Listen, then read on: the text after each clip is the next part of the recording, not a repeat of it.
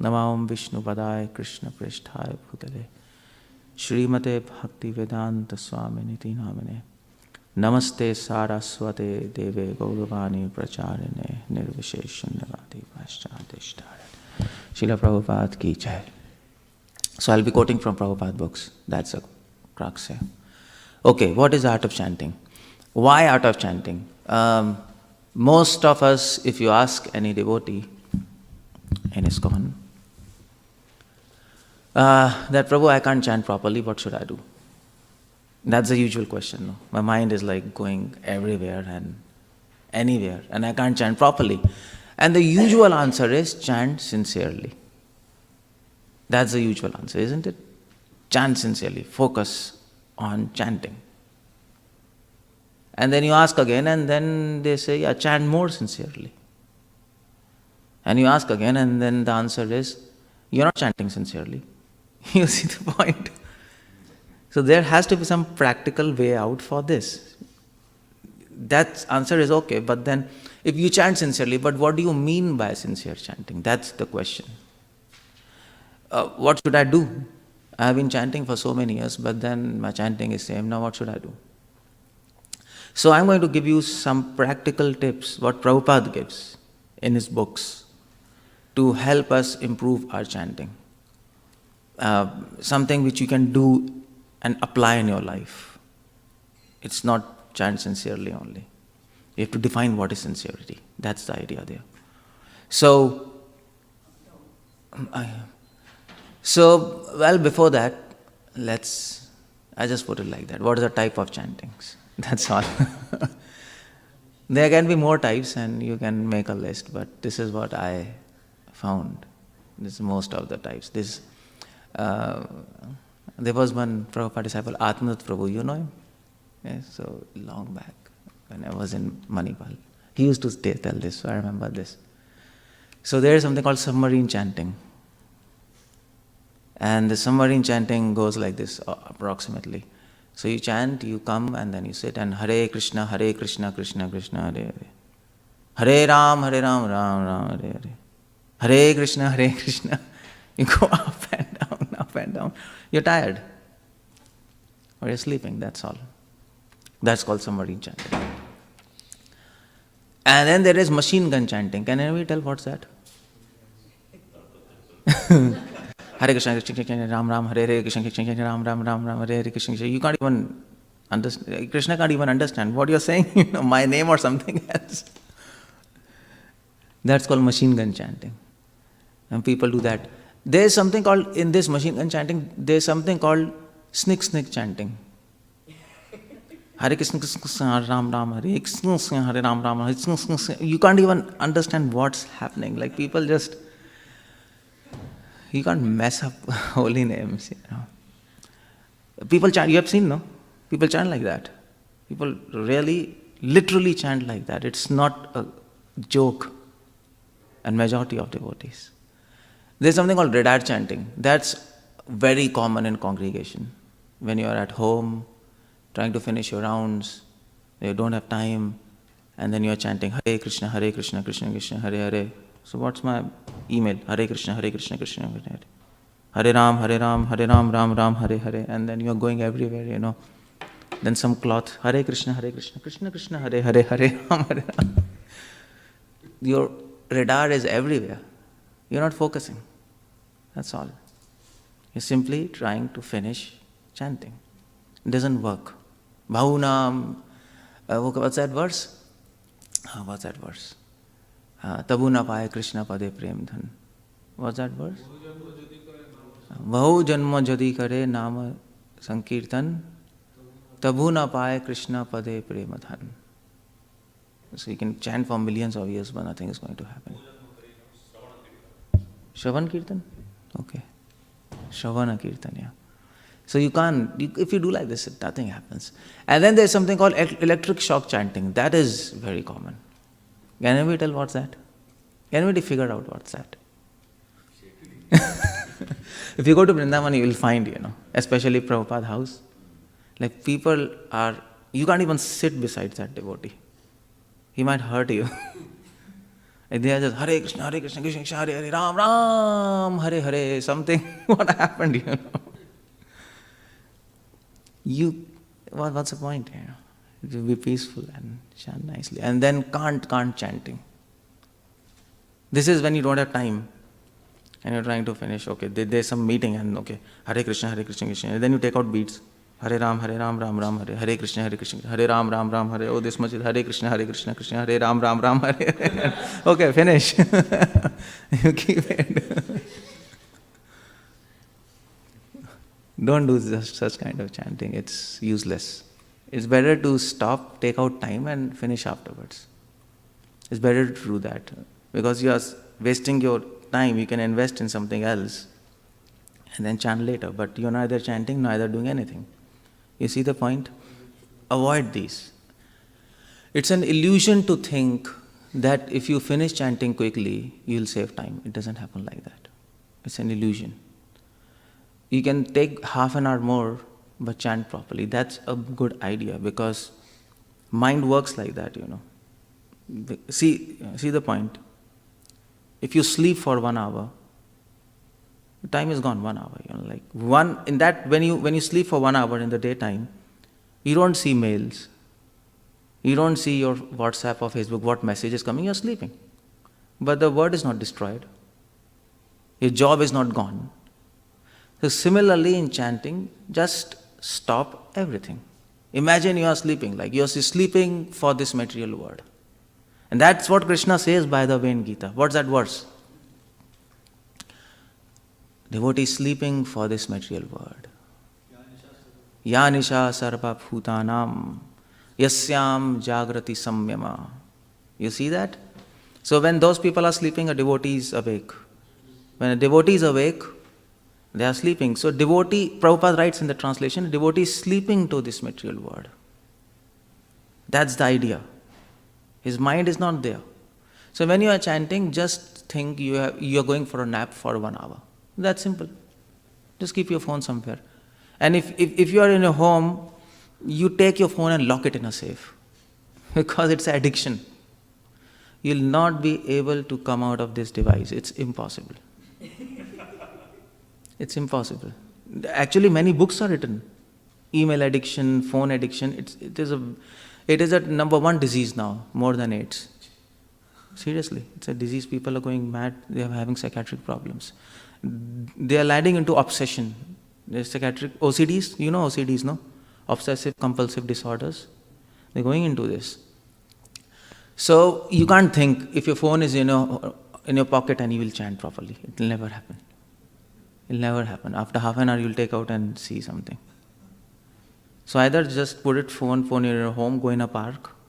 That's a very good idea, what I do. Just leave everything. If you're in a home, just lock it in a safe, take the key, give to your kid and tell, give me after 1 hour. That's all. And what? So do something out of sight, out of mind. That's what Maya doesn't work like that. That is why there is brahmacharya ashram, sannyas ashram. Why it's there? Like after grihast you have to, ideally you should go in vanprastha and sannyas. Why? Shastras could have advised, you remain, now you have expert, like serving Krishna, so you remain at home and no, you still have to leave. Because if you're with these things, they'll pull you. They will pull you. Maybe not now, maybe after 1 month. Maybe after 2 months. But someday they will be successful to pull you. So you have to get out of them. So that's the idea there. That's the point. So that's why I just put types of chanting. Take care that you don't land up into all these things. You have problems. Okay, this is wrong chanting. We are not supposed to do this. Now what we are supposed to do, let's see. Prabhupada says, out of 9 limbs of devotion, if you can read, chanting is the most important duty. We understand that, isn't it? And this is from Chaitanya Madhya Leela Purport. Prabhupada says in this regard, and this is from Jiva Goswami, Prabhupada quotes. Now, you might have heard chanting is the most important duty, but you might not have heard what Jiva Goswami says, and Prabhupada quotes that. Why chanting is the most important duty? That's the answer here, Prabhupada is giving. Jiva Goswami states in his book Bhakti Sandarbh 173, sometimes it's 173, sometimes 172. If you see original editions, it changes. This is very, very important verse, Sanskrit, which Bhakti Siddhanta often used to quote. Yadyapi anne bhakti 𝗙𝗃𝗃 𝗪𝗃 tada kirtanakhe bhakti samyogenev. It's simple Sanskrit. You can understand, no? Out of the 9 processes of devotional service, kirtan is very important. Jiva Goswami therefore instructs that other processes such as archan, vandan, dasyam, sakyam should be executed, but they must be preceded and followed by kirtan, the chanting of holy names. You see the Sanskrit there? There is the Sanskrit. Oh. Yadyapi anne bhakti 𝗙𝗃𝗃 𝗪𝗃. So yadyapi means although, anne means other, bhakti means processes of bhakti, 𝗙𝗃 means in Kalyug, 𝗪𝗃 means duty. Although it is a duty to follow all processes of devotion in this age, because we can't rely on one, If you keep on chanting, you get bored after some time. So Prabhupada says, variety give you interest, isn't it? You keep on doing. So although you have to follow all processes, tada, still with that, or tada means at that time, kirtan akhya, bhakti which is included, bhakti which is called kirtan. Kirtan means chanting holiness, akhya means which is called, bhakti means bhakti which is called as kirtan which is called as bhakti, samyogena eva. Samyogena means combine. So out of all 9 processes, the kirtan bhakti or chanting of holy name should be combined with other processes of devotional service.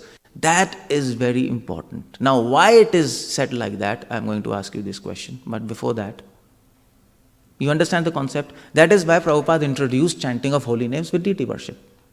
You can't do deity worship if there is no holy name chanting going on. That's not advised. Preceded and followed. Both. And with that. So in other traditions, in Sri Vaishnava, in Madhva Sampradaya, they don't do that. You have seen South Indian temples, no? There's a ting, ting, ting, ting, ting, bells will be going on, that's all. But Mahaprabhu, he said, no. You should, when GT worship is going on, somebody should be chanting. When you are cleaning the floor, you should be chanting. When you are cooking, you should be chanting. It should be included. Chanting has to be there. Question is why? Can anybody tell me? Okay, wait, let me just finish this. What's Prabhupada? We therefore introduce this system in all our centers. Archan, Arti, Bhog offering, deity dressing, decoration, all preceded and followed by chanting of the holy names of the Lord. Hare Krishna, Krishna Krishna, Hare Hare, Hare Ram, Ram Ram, Hare Hare. So, why? Now the question is why? It says in the Shastra, this is the Yug Dharma of this. Can you speak slowly? I can't hear. This is the Yug Dharma of this age, so that's only works. Other processes, they are just subsidiary. The Yug Dharma for this age is changed. Why it is Yug Dharma? Then I can. Because it's mentioned in the Shastra. No. Logic. Mentioned in the Shastra, that's okay. That's fine, but we want logic here. Prabhupada said in Hyderabad, one of the lecture, Prabhupada was asking devotees, Prabhupada saying, Krishna is omnipresent. Krishna is omniscient. Then Prabhupada asked why. There's a Hyderabad. So devotees were saying, it is mentioned in Bhagavad Gita. Prabhupada said, no, I want logic. This age of logic. Give me logic. Hare Krishna Prabhu. Oh, demigods. Okay. Yes. Is that because people are very busy these days? That's okay. So? And they cannot do other processes. Oh, they are very busy. Meditation. They are very busy. So. Yeah, because that's why Mahaprabhu says there will be no time for eating and. Okay, fine. So my argument is, if somebody is free, then he can change Yoga Dharma, no? If somebody is free, he is not busy, then Yoga Dharma doesn't apply on him, and he can do deity worship and change it, isn't it? So if you are, they don't have any personal qualification. No, your answer presumes that everybody is busy. But everybody is not busy. People who are staying in Vrindavan, they are not busy. They have all the time. So then what should they do? They should then do Archan and Vandan, and because I am free. So this argument, what Prabhupada is giving, that's only applicable to people who are busy, according to your answer. Then who are free, they can change this. So you see the point, there is a loophole in that answer. Yeah. So my point is, Prabhu, the other forms of services cannot be done in a perfect way in this age, because we don't have that qualification to do the service. Only one service is recommended, which can be done in a perfect way. But then you can chant even holy names perfectly. Yeah, initial stage definitely not. But then initial stage Namabhas and then Prema. No, but then anybody can argue, initial stage I am not perfect in deity worship, then slowly I'll become perfect in deity worship. But it says, like, in this age that nothing is perfect, like the things you are offering to the deities, these things are not. So this is one answer. In all other processes, you will there is tendency to do mistakes, and they will be mistakes. There will be imperfections, let's say, or impurities. You're bound to do that, because like deity worship, like from where do you get flowers, which have smell, like these are smell, okay, fine, but you don't get, generally you don't get, what do you do? Where do you get pure ghee? Oh, that's why, $5,500, that's why. So you see, you can't do that. You can't get pure ghee. You can't get pure person who chant pure mantras. So every process except chanting has imperfections and impurities there. You can't avoid that in Kali Yuga.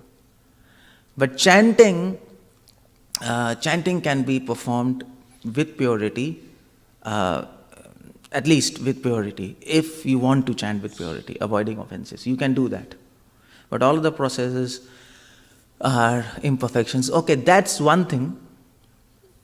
But then somebody can say, I'll do smaranam. What's the harm in that? And there were people. At the time of Vishwanath Chakravarti Thakur, there was one devotee, 𝗪𝗪𝗪𝗪. You might have heard about that. Prabhupada mentions about that, 𝗪𝗪𝗪𝗪. And Vishwanath Chakravarti and Srinivasacharya's daughter, so she was Hemlata Thakurani. Now this 𝗪𝗪𝗪𝗪, he came up with this point.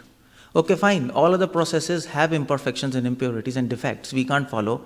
So you are recommending chanting because that's in mind, You don't have anything to offer, matter, so there is no impurity, no imperfection. But then you can do smaranam also. That's also in mind, that's equally good. And then he changed the philosophy. He said, no need to chant, just have smaranam. You start with chanting, and when you enter smaranam, you leave chanting. That was his idea. And it created a havoc in Gaudiya Vaishnava Samaj. And still that is going. All these Babajis in Vrindavan, they believe in this philosophy. All Sahijyas, they believe in this. You start with chanting, when you go in smaranam, leave chanting. Because the effect of kirtanam is smaranam, we have to remember. But then leave chanting. But Jiva Goswami says, even if smaranam is going on, that has to be done with chanting. That is the point here. All processes should be preceded and followed by chanting, even remembrance. But they didn't. But those people, they don't accept Jiva. They accept Jiva Goswami, but they interpret. But they don't really accept Jiva Goswami. They say, fine, forget it. So what's another argument? There is a problem there, no? No, Prabhu, you started saying that there has to be a logic given, correct? So, Arjuna itself says, it's very difficult to control mind. Abhyas, okay, Krishna offers that as a solution also. But again, that's also Krishna himself. No, that's what the Sappa Sampradaya says. It's difficult to remember Krishna. You start chanting, when you enter smaranam, you leave it. That's what they are proposing. They are not. No. I'm even going one step back to what Gandharvika mother was saying, that when we said that why chanting is to be preceded and followed logically. Logical. So I didn't get why mind control can help in. Like you said that's how you can at least you can control the mind, but controlling mind is very difficult, correct? Controlling. No, you said that the materials are not pure, etc., correct? Yeah. So anything you do, it's impure, no? So in mind, you said you can still achieve purity. Yeah, at least you can avoid offenses by proper conception. Fix a goal, and then go along. If your conception is clear, that's considered to be pure. So our conception is clear. Okay, fine, it will take time to mature, but that's okay. But when you're dealing with matter, you can't make everything pure, and everything can't be pure. So there's a problem there. So you see the point there? There's a problem. Smaranam you can also do. So okay, so the point here is why it's the most important duty, why it has to be included with all limbs. You see, chanting is special. If you do deity worship or any other limb, if you start doing anything, Krishna's attention will come on you, isn't it? But that's a good thing and that's a problem also. So the good thing is Krishna is giving attention to us and it's good for us. But that's a problem because if we do mistakes, then he judges also. He is a lover and he's a judge. He's both. And that's what happened with Chota Haridas. Now he was in direct attention of Lord Chaitanya. And he was happy, but he did a mistake and Mahaprabhu noted. So his attention will come. So by chanting what happens is, so when you are doing deity worship, Krishna sees what you are doing. And then you start thinking something else and Krishna says, what's happening? There's something wrong. And he starts judging. He can't stop judgment. He can't do that. He's God. King cannot stop giving judgment, isn't it? He has to give. So if a person goes to king and somebody says he did a mistake, king will say, well, I have full heart with you, I have full compassion, but dharma doesn't allow me to not give judgment. I have to do that. Isn't it? Management, it happens like that, isn't it?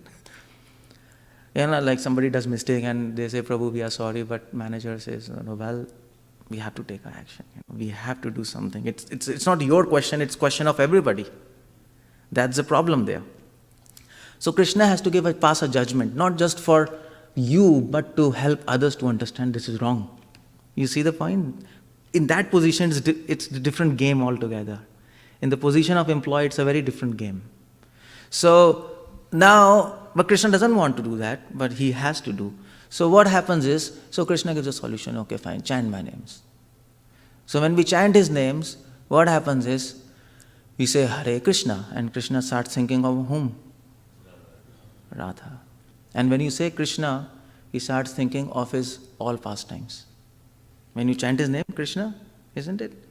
Then he starts thinking of all his pastimes. Just like we have an album, no? Sometimes we say album, oh, we went to LA, we went to Las Vegas with our kids, and we absorbed. So when we say Hare Krishna, Krishna starts remembering his pastimes, his Radha, and also all other Vrindavan pastimes, because all Vrindavan pastimes are linked with Radha Krishna's pastime. They are not separate, no? All the pastimes of Vrindavan, whether with Shodama or with Sakhya, Dasya, all of them support and nourish Madhurya Bhav. We know that, no? So he starts remembering everything and he becomes very happy. He'll not be happy thinking about us, as much as he's happy thinking about them, of course, naturally. Yeah. Higher taste. So he forgets the lower taste. And when he becomes very happy, and when a person is very happy, what happens? He forgives. Isn't it? Okay, fine, yeah. Just get lost. That's okay. I'm happy. He forgives. He forgives all your faults. And you are saved. You see the point? And that's what is devotion. That is why holy names have to be chanted. To help, to direct Krishna attention to his Vrindavan, his devotees. He is always in a happy mood. When he is in a happy mood, then you can do your services and Krishna will give you. When a person is in a happy mood, he not only excuses your faults but gives you a prize. Isn't it? And that classical example is given by Jiva Goswami of a king who is very strict, who is very dharmic in his kingdom, and nobody can do any offense, and he judges and everything, but then he goes to a battle and he comes from the battle and he wins that battle, and he loots, he gets all the everything from that kingdom, and then he's so happy. He's coming on an elephant, he's very happy, and then people who are coming, he's just distributing like that, no? They throw the money from the top and jewels and take it, we have won, that's a perfect victory. So that's what Krishna, he doesn't only excuse offenses, but he gives mercy. And that is what is Chaitanya Mahaprabhu's avatar. That is what is Chaitanya Mahaprabhu. Either you chant Hare Krishna and make Krishna happy, or Krishna himself starts thinking about Vrindavan and he makes himself happy. It's all the same, it's the same thing.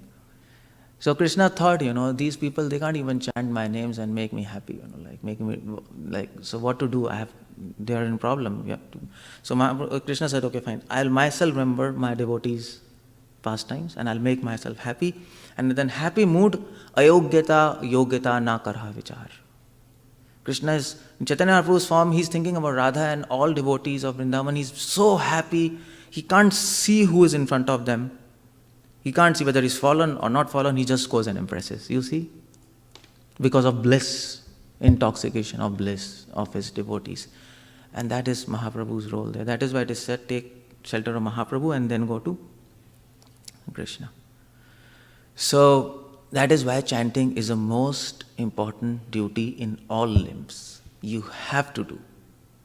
You see the logic there? Now this is a proper logic. Otherwise, it doesn't make much sense. So don't leave chanting. Never do that. And this also, if you are intelligent, this also means chanting means directing attention of Krishna not on yourself, but to his devotees. And in the process, you will get mercy. So chanting is not all about directing attention of Krishna to yourself. That's not the only thing what we are doing. No. The primary thing is we are directing attention to his most dear devotee. And when he becomes happy, then automatically he thinks, oh, this devotee has made me happy. All mercy to him, isn't it? So that's the idea. He is the center. We are not the center. And that point will come again and again in art of service, art of chanting. That's what we have to learn. That's the only technique. Aham mameti. That's the point. You see, Prahlad Maharaj says, You have heard this, no? Aham Ahmeti, me and mine. And that principle is working here. That's the principle working here. If we understand that, we understand everything. So that's where chanting is the most important duty. Okay. Why chanting is the most important duty, I have stated here. Okay, we had talked about it, but a little more. First, chanting is the most important duty because sins and especially offenses against Lord gets destroyed by chanting. I gave you the logic, but then there are more logics there. Now, whatever offenses you do against Krishna by chanting, they get destroyed. How they get destroyed, I just explained. You see the point? The mechanism I explained. Sins and offenses against Lord. It is said, no? It is said if you do offense against Lord, it can be countered by chanting the holy names. You have heard Prabhupada says, no? But if you do offenses against holy names, there is no other way except chanting holy names to counter offenses. That is when South India you go, people do offense, people go in front of deities and they do, Govinda, Govinda, Govinda, isn't it? You've seen? So, and in tradition, it is said, if while doing deity worship, you do some offense, like in South Indian Sampradaya, Sri Vaishnava Madhava, if while doing the Aarti you do some offense, chant Govinda, Govinda, Govinda. And Rupa Goswami mentions in his Namashtakam, in Stavamala, any offense against Lord can be countered by chanting His holy name. Why? That mechanism I have explained you. How does offenses and sins get destroyed? I just give you the logic. The next point, why chanting is most important duty is, it helps solve the doubts in philosophy and it nurtures Shravanam. So the point is, here Prabhupada says, if chanting and following the regulations is done sincerely, without offense, all questions and doubtful points of philosophy will be cleared up by realization of Krishna from within the heart of a devotee. This letter to Jayapataka Maharaj. Can anybody tell what Prabhupada is saying here? It appears easy, but it's not easy. It's not easy. You can see from back. You can see. You can do your eyes like that, so you can then maybe something like that, if you can't see. Is that light working? Little bit, yeah. I can't see that, but that's, you can close it or what? No, forget it, that's okay. Okay, so why Prabhupada is saying, it is easy, no? The chanting and following of regulations is done sincerely. Okay, good, yeah, thank you. You can be shifted to... No, that's okay. Oh, this is good. Again it went back, okay. Bro, that was good, like little more zoom. Little, yeah. You can reduce little, or it goes back.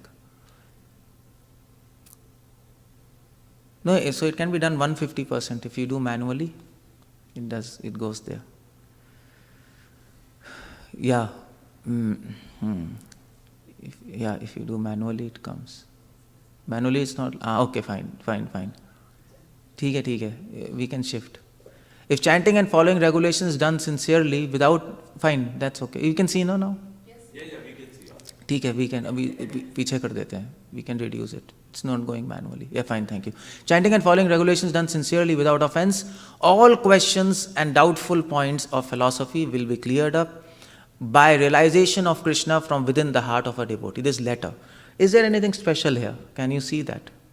Now, you know what I'm doing? I'm also helping you to read Prabhupada books.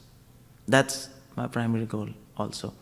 Is there anything special? It's okay, it's simple, okay, let's move forward. But that's not simple. It's very important line and very deep philosophy. And I'll tell you the concept behind it. Okay, anybody can tell me? Yeah.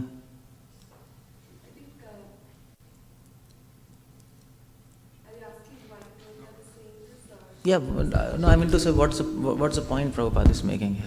No, Prabhupada is telling that if we are sincere, which is manifested as Prabhupada is using here, Yeah. I think Krishna as Paramatma within our heart will show the directions. Like Yeah, that's that the I can main read. thing. That everybody can read, but is there anything more to it? That's the point there. I can read that, everybody can read. No, but without offenses. Like everything will be clear. I can That's read that. It's written there without offenses. It's written, no?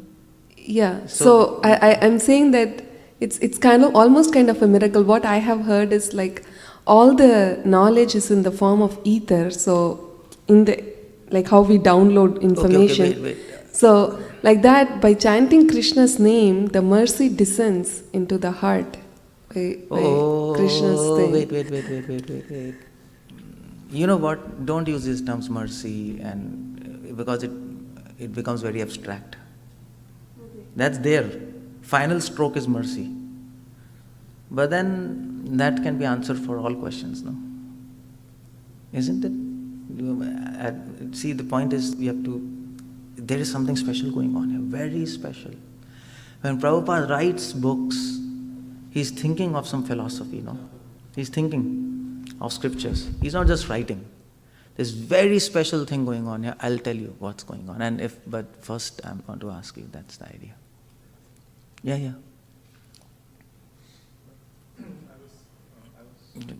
काम नहीं कर रहा. They closed it or what? Yeah. I was. Hare Krishna. Yeah. Okay. Hare Krishna Prabhu. So I was thinking the verse 10:10 in Bhagavad Gita where Krishna says Tesam sadata yuktanam bhajatam pritipurvakam. So Prabhupada is explaining what is bhajatam pritipurvakam. Sometimes people may misrepresent what is bhajatam, but here he's saying bhajatam means if chanting and following the regulation is done sincerely. Okay. Yeah, you can say that. But you know what? I expect this answer from children.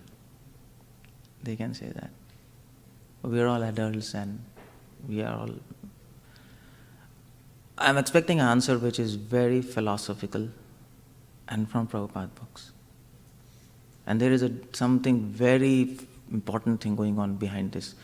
Prabhupada is thinking something, that's the idea. And then he's writing this. So, should I tell? So the idea is, even demigods don't know. So just leave it. Internet. Nobody is speaking. So anyway, so the idea here is, Prabhupada is making a point of, Prabhupada in one of his lectures gives 5 levels of realizations. Now you have to know that, one of his lectures. And that is very traditional and scriptural understanding. Everybody knows that. All Madhva philosophy is based on that thing, what Prabhupada quotes there. And again in commentaries you read these words, what Prabhupada mentions. And the 5 levels of realization is, first is pratyaksha. Pratyaksha means you observe. That's where science works. You observe and take conclusions. So I'm seeing you and this is this. But the next level of knowledge, so there are 5 levels of knowledge, let us put like that. So first is pratyaksha, and the next level of knowledge is paroksh. And Prabhupada explains, paroksh means, para means other, iksha means eyes. Pratyaksha means, pratyaksha is you divide as prati plus aksha. So prati means every, aksha means eyes. Or senses. Aksha, if you take senses. Why? Because you can also say senses as indriya, but we generally, when we have to speak about senses, we talk about eyes, because eyes is the most important of all senses, isn't it? At least for us. Isn't it? At least for us. Although we say tongue is most important, but practically if you come, eyes are the most important for us. So if I give you a choice, I'll make you blind or I'll cut your tongue, what you will choose? Tell me. Definitely, yeah, cut my tongue. Don't make me blind. Blind is a big thing. You can't see. So you'll choose eyes if I give you option. Ears, no, I'll cut your nose. Okay, fine, do it. No problem. Or I'll make you deaf. Or eyes. So aksha. So in shastras, either senses are called as indriya or they are called as aksha. Eyes. So when you say eyes, it includes all indriyas. So aksha is referred to as sense perception. You observe. That's why science. You see this. They tell no. You show me. Scientists say. They don't say you make me hear. But that includes everything. So pratyaksha means prati aksha. When you get knowledge through all these senses, prati, every senses, that is pratyaksha. But then higher level of knowledge is paroksh. Paroksh means other, eyes means other. When you start seeing not from your eyes, but from others' eyes. From whose eyes? From the eyes of scriptures, Shastra Chakshu. That is Paroksh, and that is Shravanam. We hear that, isn't it? We hear that and we take knowledge. But then we get doubts also, isn't it? But now you may say, well, I will not get any doubts. I will apply my intelligence, clear up all doubts. Even if you're the most intelligent, even if you're Brahma, if you read philosophy, you'll get doubts. You know why? You know why? Why? Philosophy is always discuss question and answer. Because Krishna is having contradictions. Krishna is contradictory. He's God. He's good, he's bad. He's humble, he's merciful, he's very hard. You have heard that, no? He has all contradictory qualities. He's very grave, he's very naughty. So everything contradictory. He's Damodar, he's small boy, but whole universe is there in him. It's all contradictory. He's Aishwarya, but at the same time he's Mathura. So everything contradictory. So what to do with this? So when Brahma also meditates, he can't understand what's happening, no? Jananti api janantova. Brahma says, no? 10th canto, 14th chapter. Brahma says, anybody who says he knows Krishna, let him say. But as far as I am concerned, I don't understand him. Why? Because of one point that his knowledge is infinite, no? His qualities are infinite. You cannot end it. Another thing is, if you manage to end it, still you will not be able to understand because everything is contradictory. Some contradictions you can solve, some you can never. You can't understand what's happening. So that's the point. So doubts will, Prabhupada says this point in Chaitanya Charitamrita purport, by the way, if you read properly. And one of the purport Chaitanya Charitamrita, Prabhupada says, if you read philosophy without chanting, you will land up in contradictions. Prabhupada doesn't say doubts, Prabhupada says contradictions. And that's a very important point. Whole Vallabh Sampradaya is based on this one point, contradictions. And that is technically called as Virodh. Virodh. So it is said Krishna is full of Virodh. So that is called Virodh Samanvaya.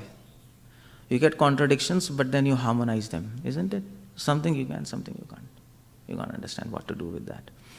So you see the point? So when you are at that Paroksh level, when you are reading books, when you are understanding scriptures, you will have doubts. If you say I don't have doubts, it means you're not reading, you're not understanding. You will land up in contradictions. Because that word is contradictory. But scriptures will give you a way to harmonize those contradictions also. That's another thing. Some of the contradictions, scripture says you can't. That's inaccessible to human. You can't do that. So forget it. But these you can do. So how to clear up those doubts? You will get doubts, you will end up in contradictions. What to do? Just by applying your mind, you will not be able to understand. Scriptures will offer you a solution. But for some scriptures do not offer a solution. Then what to do? Then chanting will give you realization. That is the Dami Buddhi Yogam Tam. That's where role of Krishna comes. Otherwise they can say, I can read books, I can understand and I can apply my intelligence and I don't need Krishna's mercy. No, you will not be able to make out. The Dami Buddhi Yogam Tam. Krishna will tell you how this is like this. Just like simple example. Holy name is Krishna himself, isn't it? You have all heard, no?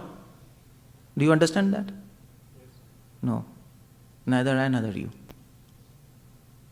We really don't understand that. Only theoretically we know. Krishna is Him and Krishna is one. But we exactly don't know how this is, how it works. We have faith. It is like this. But how this is, we don't know. You got my point? We don't know. We accept it, but we don't know. That's where role of Krishna comes. You cannot solve this mystery by intellect. No matter how many books you read, you will never be able to understand holy name is Krishna himself until unless Krishna guides you from within. You understand the point? There's a block here. It's blocked. So there is Paroksh and then there is Aparoksh level.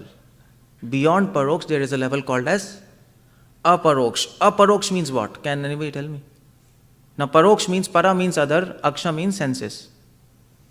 So when you start seeing from others' eyes, from the eyes of scriptures, that is paroksh knowledge. That's what we are taking. But beyond this is aparoksh. Aparoksh gyan means what? In paroksh you add a. So that means? Yeah. So you see, pratyaksh means from our senses. Paroksh means from other senses. Aparoksh means again from? Beyond senses. Aparoksh means not from other senses, again from our senses. Now what happens? From my senses, from other senses, and not from other senses. Now what's happening? You add a there, you put negative. So that's knowledge. At pratyaksh level, you are seeing through these eyes. At aparoksh level, you are seeing through soul's eyes now. You again see from your own angle, but now from the eyes of soul, which is Om Ajnana Timirandhasya. You see? Jnana Anjana Shalakaya. Chakshur Unmilitam Yena. He opens the eyes. Which eyes? Eyes of soul. That's what is happening. So that is the Dadami Buddhikam. Prabhupada is mentioning about aparoksh jnana here. That's why I'm telling. That's the philosophy is talking about. If chanting and following of regulations done sincerely without offense, all questions and doubtful points of philosophy will be cleared. The questions and doubtful points which we get at paroksh level by hearing scriptures, just by applying indulgence, we will not be able to solve. By chanting, all those will be solved, and will be cleared by realization of Krishna from within the heart of a devotee. You see? So role of Krishna comes at the level of aparoksh jnana. If you want to go from paroksh to aparoksh, you need Krishna's help. You will not be able to cross that. If you want to go from pratyaksh to paroksh, what do you need?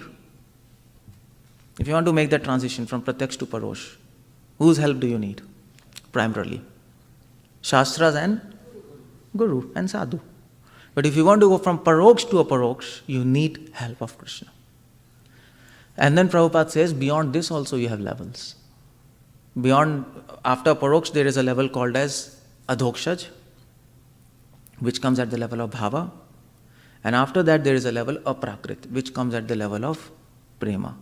There are different levels of knowledge also, after that also. So that's not the end there. That's what, you see how Prabhupada is giving such a depth in his books. And you will be able to make out, see, this all 5 levels of knowledge I have not brought from Madhva, from Sri, it's from Prabhupada books. If you read all Prabhupada books, then you will understand what Prabhupada is talking. So it is said everything is there in Prabhupada books, but you have to add another statement, if you read everything in Prabhupada books. Otherwise, there's a problem. Okay, and why chanting is most important duty? This is very important. It is gateway to remembrance. Kirtana prabhave, smarana hove. The idea of chanting is to remember him. Chanting should induce remembrance.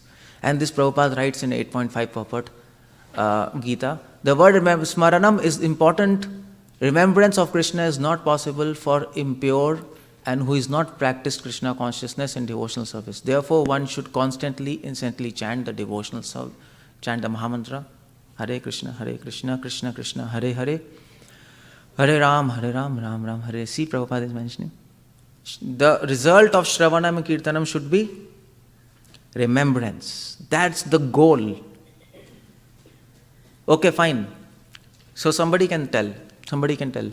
Result of chanting is bliss, isn't it? Somebody can say like that. But no, that's the effect of chanting. Effect and result is different. The goal of chanting is remembrance. The effect of chanting is bliss. But we confuse goal with the effect. That's what we do. So when we chant, we feel blissful. Oh yeah, it's done. I am the 𝗪𝗲𝗀 Swami. It's so nice chanting. But no, you should not stop at that point. That's the effect. That will come. We have to achieve this goal. Samaranam. Bhaktivedanta says, unless you don't have smaranam from kirtanam, you will definitely fall down.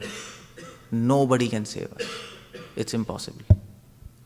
That's why Bhaktivedanta says, quickly come to this point. Madhyamadhikari is a person who, when chants, he remembers Krishna. Below this point, we are all neophytes. We are all neophytes now. Isn't it? We chant, we don't remember Krishna, no? We don't remember him. And that's very funny because we are chanting his names, Krishna, Krishna, Krishna, Krishna, but we don't remember him. You see the point? It's like crazy. It's a mad person. You have to be mad to do this. You keep on chanting his names constantly, Krishna, Krishna, Krishna, and you don't remember anything about him. It's a crazy situation. That's why Bhagavatam says, what's that verse? 𝗙𝗵𝗹𝗪 says, Nunam pramatta. People are mad according to mechanical calculation. 𝗙𝗵𝗹 says that. 𝗙𝗵𝗹 says, according to my calculation, they are all mad. They are all insane. Now, when I have joined Krishna Consciousness, when I read Bhagavatam, I said, what is he saying? Like, I couldn't really believe, Bhagavatam is a shock now. People are mad. We don't see people mad. They're like, okay, like, fine. But he says, according to me, they are mad. Why? Because it's madness, If you chant Aishwarya Rai, Aishwarya Rai, what will you think? Immediately you start thinking about her. Something. If you chant Amitabh Bachchan, you'll start remembering about him. Or if you chant your Guru's name, you'll start remembering about him. But if you chant Krishna, you don't remember anything. In spite of the fact we have read so much about him. Now you can argue, okay, if I chant Hare Aishwarya Rai, I start remembering Aishwarya Rai because I have heard about her, seen her in the movies or whatever, Amitabh Bachchan. But then you have heard about Krishna also. You have seen his movies, but you don't remember him. So what's happening? Something weird is happening. There's something loose nut here. Something is weird. Why it's happening like that? And we tell why it's like that. We heard so much, but still no remembrance. Why is like that? You got my question? You have to think about that. And if you can figure out why, then you can keep a solution. If you can't figure out why, then there's no solution. First of all, you have to come up with this question, why, which I've given you now. No taste. No taste. Because I like... That's one thing. I like all other people, but I don't like Krishna that much.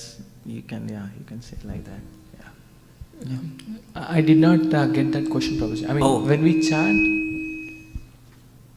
when we chant, you don't remember Krishna. Maybe bits and pieces. I mean, just like we remember sometimes, Amitabh Bachchan. most of the time, no, isn't it? Yeah, most of the time. Yeah, of course. Let's be frank. Okay. So you're saying, okay, by definition, why we don't remember Krishna all the time? But when we chant any other's name in material world, when you chant your child's name, you'll remember him. When you chant, our child is anyway with you. When you chant Amitabh Bachchan's name, you start remembering him. But we don't remember Amitabh Bachchan also all the time, even when we are chanting Amitabh Bachchan. If you chant Amitabh Bachchan, you'll start remembering all his movies. You'll see that. You try that. Everything will come in your mind. Kuli, Sholay, something. It'll happen, you will see that. If you chant, you close your eyes, chant Trump, his photo will come, everything will come. But when we chant Krishna, no, nothing. Although we are seeing his photos, we are hearing about him in 20 years, like 20, 25, 15 or whatever. And 24 hours we are doing that. Why it's like that?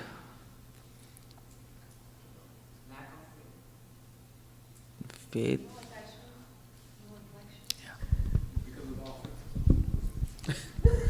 Come on, that's a universal answer. Yeah, one thing is there. There is, in the depth of our soul, we are not really convinced Krishna is there. If you go in depth of your soul, and if you understand what I'm saying. Like Amitabh Bachchan is there, Aishwarya Rai is there, but Krishna is there or not, we are not exactly maybe convinced, For some of us, not for all of us.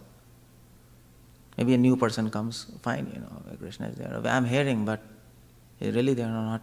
For some people it may be like that, lack of faith.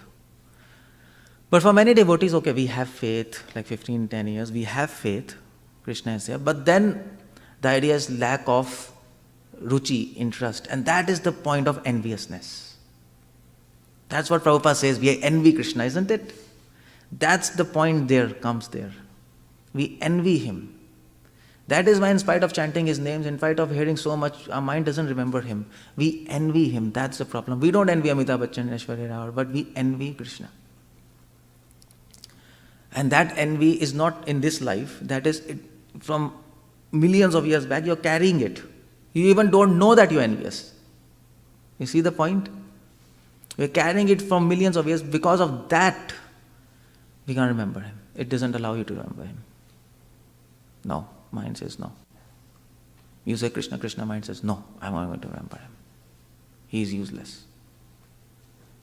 I don't like him. I want to become Krishna. Why he is Krishna? Why he is enjoying with girls? I want to enjoy.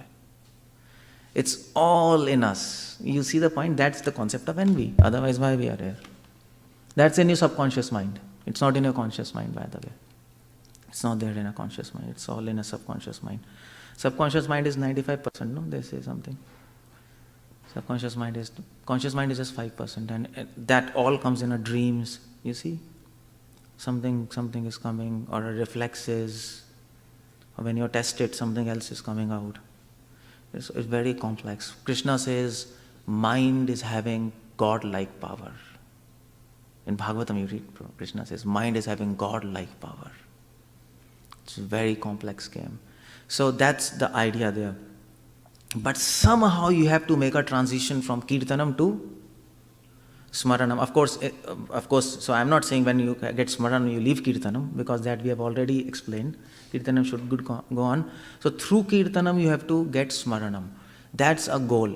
Otherwise we are very unsafe. Kirtana prabhave smarana hobe se kale nirjana bhajana sambhav. Bhakti Siddhanta.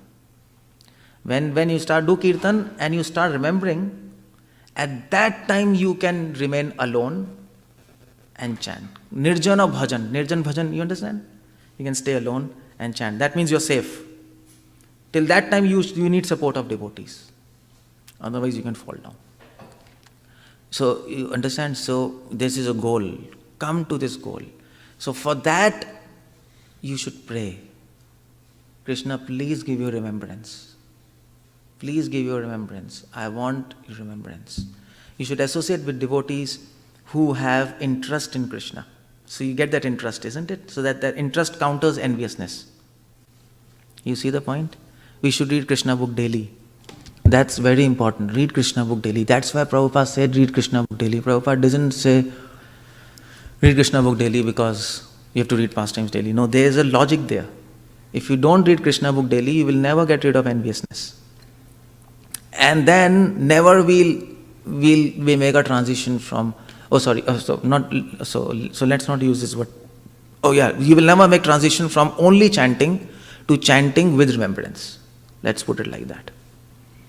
So Prabhupada, there's a Prabhupada standing order. We should read Krishna book daily. You have read that, no? You have heard that? We should read Krishna book daily. Prabhupada says at least for 1 hour. Prabhupada says that. And there's a logic to this. Because if you only keep on hearing philosophy, you'll not be able to make out this transition. It's not possible. You have to hear his pastimes, qualities, names, and through his devotees. You see, we get interest in some person not by just seeing him. We get interest in that person when other people glorify him. That happens like that, no? If you see that person, okay, that person is so nice, so handsome, so perfect, then you know what will happen? You'll start envying him. Oh, ye jada hi ban raha hai. Nahi? Then finally that will come. Wo aa jayega. Everything is nice and this and that. But then he is there, but then 1,000 people are saying they are nice. Everybody comes to you, he does like that, he does like that, he does. You know, directly you're hearing through them, then you develop attraction, isn't it? That happens like that, no? It goes like that only. So that's with Krishna. That's why Krishna says, hear what my devotees has to say about me. If you hear about me directly, there can be a problem in conditioned stage of life, because already we are envious. And we directly hear about just him, we become more envious, no? It can happen like that. So Krishna says, one who is my devotee, I don't consider him my devotee. One who is my devotee's devotee, isn't it? So we have to hear through devotees. That is Krishna's pastimes. We are looking at Krishna through Yashoda Ma's angle, from Radharani's angle, from his friend's angle, and they all praise Krishna, they all like Krishna, and we start liking him, isn't it? So liking, the idea is, Chaitanya Charitamrita says, Krishna says, if you want to like me, you have to go to people who like me. This wealth of liking me, I have given it to my devotees. Isn't it? If you have to learn how to like that person, you have to go to a person who likes him. That's a simple thing. That's all. It's common sense logic. Because taste is contagious. And that liking is contagious. You'll start liking him. Isn't that happens, in a congregation also it happens. So somebody will come you and tell, Prabhu, that devotee is nonsense. And then next time you meet him and see him, and that thought comes, yeah, really, he's nonsense. He's sitting like that. Yeah, he said that he's nonsense. He doesn't know even how to sit. You see, your mind starts working like that. Even small fraction of association. But if some devotee says, Prabhu, that devotee is so nice. And then next time you see that devotee, yeah, he's so nice. Somehow, isn't it? You start thinking in that way. That is why Krishna book is the most important thing. Don't miss a day without reading Krishna book. How many people read Krishna book daily? So then you can never make that transition. Please do that. Please do that. Whatever Prabhupada says, that is important and that carries a depth. He doesn't say like that. He has made a system which is perfect. We just have to follow it. We can't delete, we can't add anything. So please make it a point. Maybe before sleeping, you can read. Or maybe in your office, whenever, if you have a lunch break. But you have to keep it in your schedule. Otherwise, this never happens. And that is why you see we are chanting and no remembrance, isn't it? So what's the lack? Okay, this is one of the lack. We are not reading Krishna book. If you read, you see the difference. You see the difference. Okay.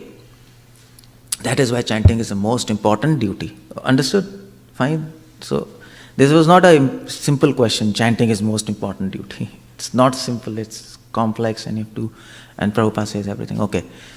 So, chanting is also important because chanting strengthens the soul. Now this is important. This Prabhupada mentions in Bhagavad Gita, 3rd chapter, 42nd verse. If you have read Bhagavad Gita, this is a very important statement by Prabhupada, and I'm going to ask you what Prabhupada says. Prabhupada says, but even though the soul is a master, can you zoom that thing? Just that. But even though the soul is a master of intelligence, just a quotation. I need the quotation. No, it's not necessary to zoom, but you can just shift. It can't shift? Yeah, it cannot shift. It cannot shift? Okay, fine, that's okay. Then. Even though the soul is a master of intelligence and mind, and the senses also, still unless it is strengthened by association with Krishna, in Krishna consciousness, there is every chance of falling down due to agitated mind. You see? Prabhupada says, unless soul is strengthened, it's gone, soul is gone.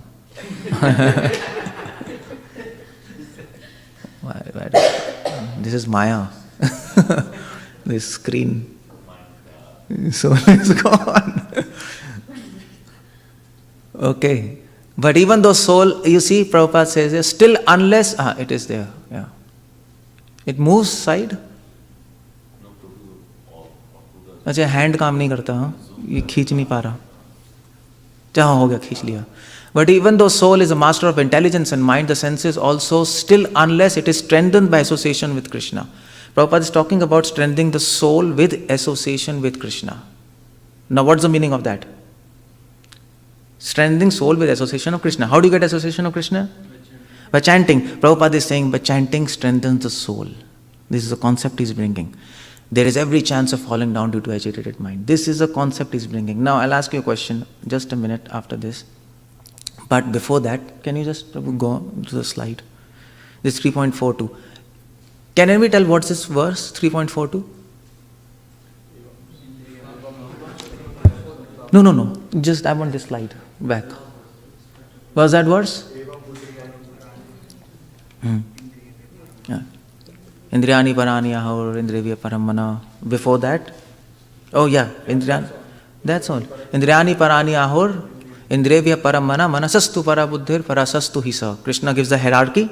Above senses is mind, above mind is intelligence, above intelligence is soul. Why Krishna gives a hierarchy? To help us understand how to do bhakti. It is not just jnanis.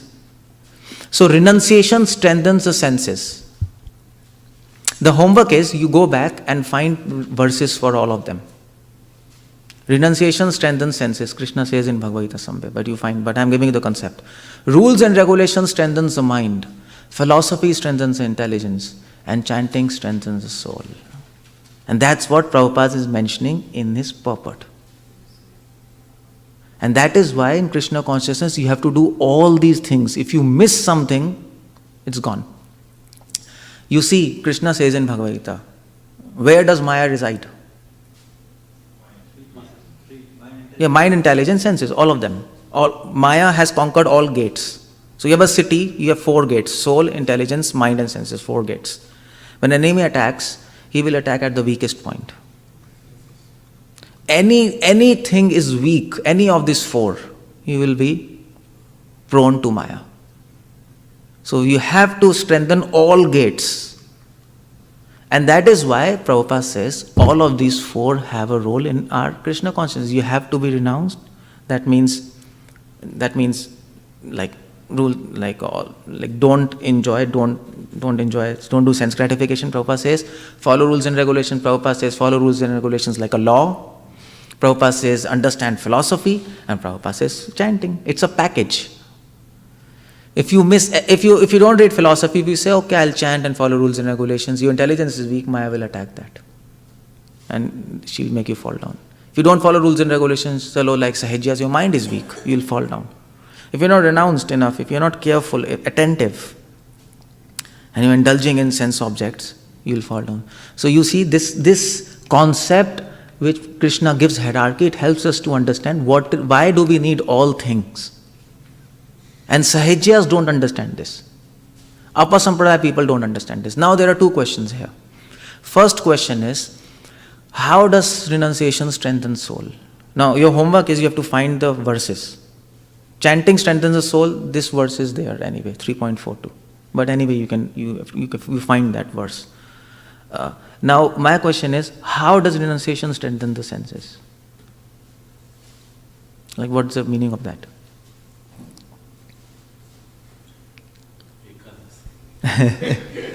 We come to the mode of goodness. They have to give me proper, then what is mode of goodness and how? You see the point? It's like you're raising one more question. It's not clear, no? It's neither satisfying, this answer, isn't it? It's not satisfying to you. Are you satisfied by this answer? Maybe more, no? See? Yeah. So renunciation strengthens the senses. Why? Because you have to understand what is the function of senses. That's where philosophy comes. Bhagavatam speaks about, 3rd, 4th canto speaks about senses, mind, it's in details.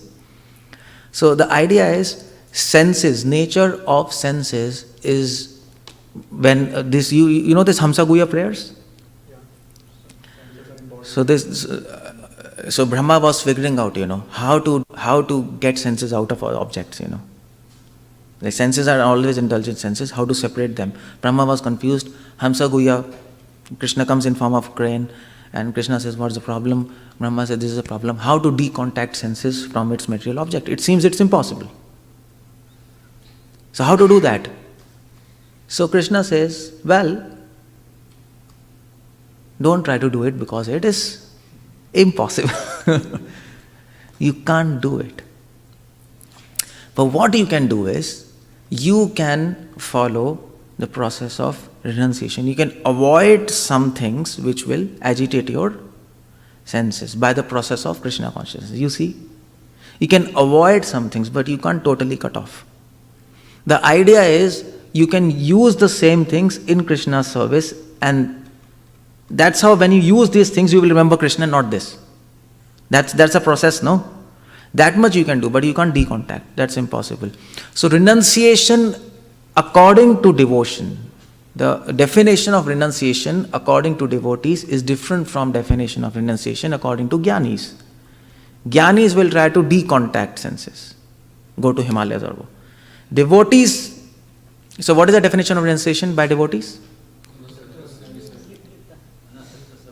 Anasaktasya vishayan yatarham upayunchintah nirbandha Krishna sambandha yukta vairagyam.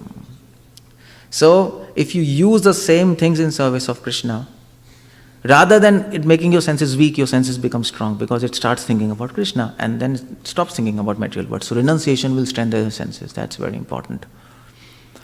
So, avoid all those things which make you forget Krishna. Now, that is renunciation. Renunciation is renouncing those things which make you forget Krishna. Even if it is an object which is seemingly devotional. Don't do that.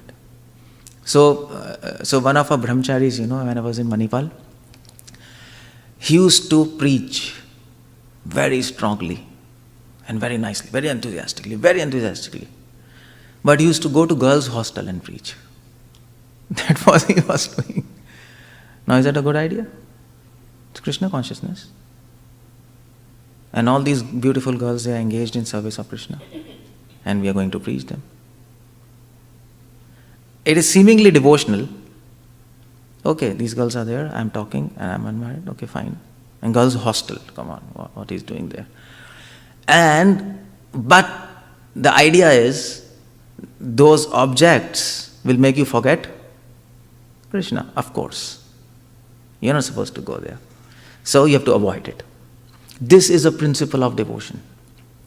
That is vivek, discrimination. Even in devotion you have to see what makes me remember Krishna, what makes me forget him. Everything will not make you remember Krishna because you have different sanskars. Isn't it? For me, maybe chole puri makes me forget about Krishna, I see, and Mahaprasad. For maybe somebody else, pizza makes him forget about Krishna. Maybe it's Mahaprasad.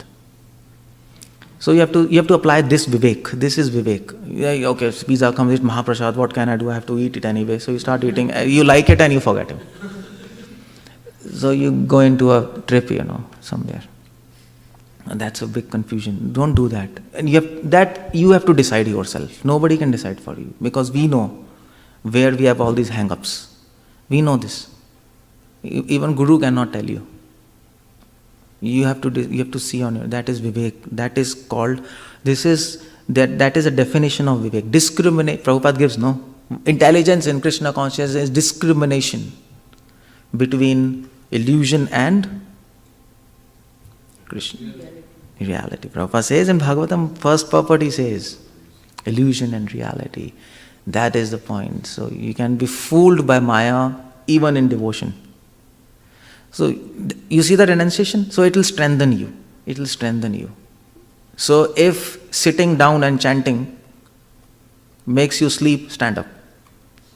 Don't be, okay, I have to sit and chant. Who said sit and chant?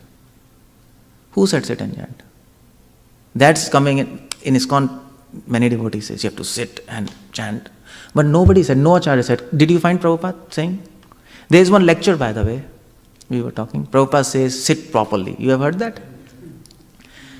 And then they say, Prabhupada says, sit and chant. But that's wrong. That somebody might be just sitting like this and Prabhupada says, sit properly. But that doesn't mean you should always sit and chant. That's an extension of that logic in a wrong way, isn't it? If somebody is standing wrongly and he's chanting, so what you will say? Stand properly. So then this means you have to stand and chant. No. Did you read anywhere Prabhupada is saying you have to sit and chant? Have you read? No. In fact, Prabhupada was standing and chanting, walking and chanting. So many videos are there.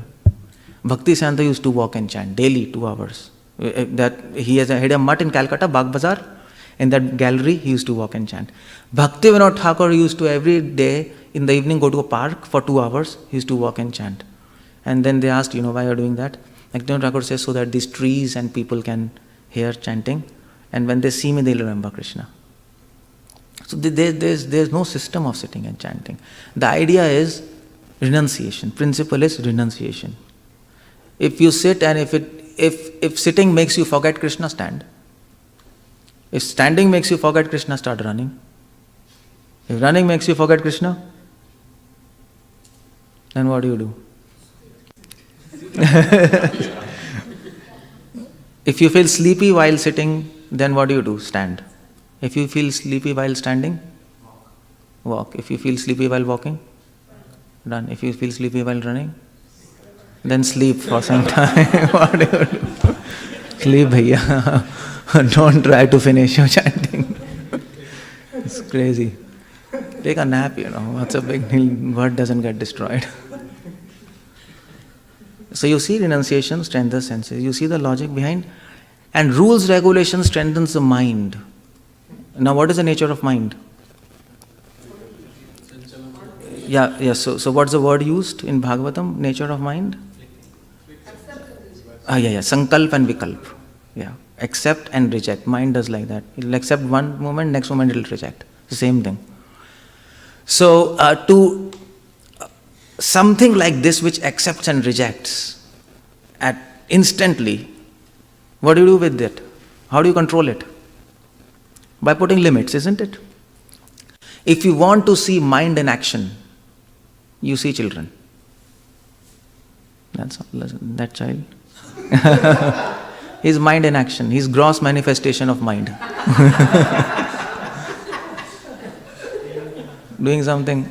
Yeah, Mama, give me this, then don't give me this. See, that's children are gross manifestation of mind. And then you can understand this is mind. So to control mind, what do you do? To control children, what do you do? There are rules and regulations, Mama says you don't have to do this. You don't have to do this, you do this. Isn't it? Then children are controlled. No rule and regulation, they're like out. So mind is like a child. You have to give rules and regulations. Otherwise it becomes weak. It becomes spoiled. And rules and regulations will strengthen your mind. That is why we have to follow. Prabhupada says, follow rules and regulations like military laws. Otherwise your mind will become very weak. So you can't miss Mangalarti. You can't you can't eat outside stuff. Don't break rules because mind is having a trick. Once you break a rule, one time, mind will make you break the rule 1,000 times. It will pull you down. It just is finding, once your sankalp goes down, mind will take over. And Krishna says in Garuda Puran to Garudji, Krishna says, never break rules and regulations, otherwise you will never be able to come back 100%. Your heart will start compromising. Your mind will start compromising and then things will go wrong.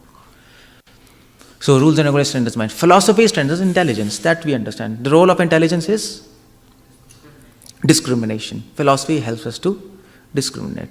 That's easy. But Krishna is mentioning in this verse, and Prabhupada is mentioning in the purport, even if you do all these three, renunciation, rules, regulations, philosophy, without chanting, your soul remains weak. And if the soul remains weak, there is every chance of falling down due to agitated mind. So chanting strengthens the soul. If the leader is weak, everything goes down, isn't it? If GBCs are weak, ISKCON becomes weak. Top level has to be strong. So that's why Krishna is saying chanting strengthens the soul. You got my point? So do all these four. Every day you should do all these four. Don't miss anything. So rules and regulations anyway, Prabhupada made a system, we are doing. We have to be careful. Renunciation, you have to be careful what you are doing. Philosophy, you read books. Chanting strengthens the soul, okay. Now the question is, how does chanting strengthen the soul? What do you mean by that? Prabhupada says there. Unless it is strengthened by association with Krishna. What do you mean by strengthening the soul? What do you mean by that? Now we understand renunciation centers senses, we understand. Rules and regulations in mind, we understand. Philosophy and strengthens intelligence, we understand. But what do you mean chanting strengthens the soul? What is Prabhupada saying? Like, what's the point there? Renunciation strengthens the senses by engaging them in service of Krishna. Okay? Rules and regulations strengthens the mind by limiting it, by giving a maryada. Philosophy strengthens the intelligence by giving the power of discrimination. Chanting strengthens the soul, dash, dash, dash. Now that's what I'm asking. By what?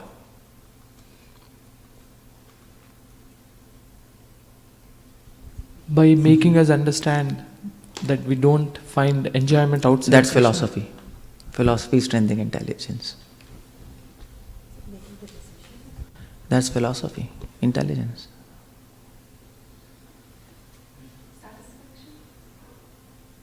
Okay, you're somewhat near, yeah.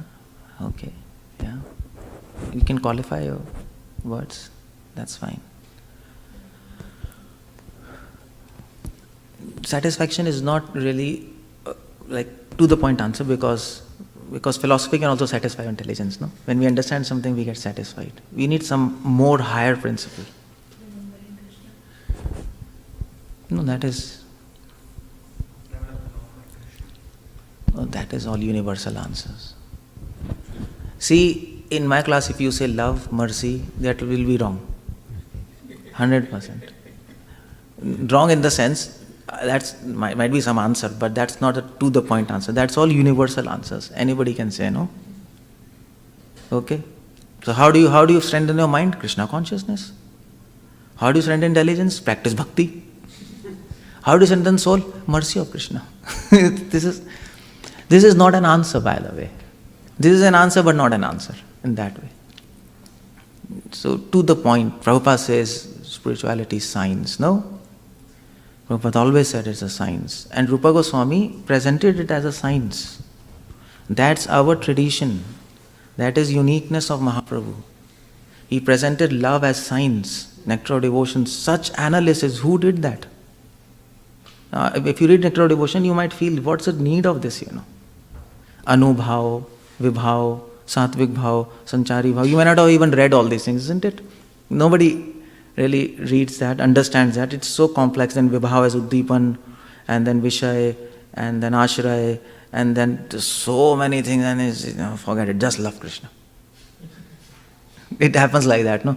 No, but Mahaprabhu's idea is not that. They analyze, they give things. So we have to, otherwise we can't advance. If we can't pinpoint what we are doing, how do we know? We can't do anything, no.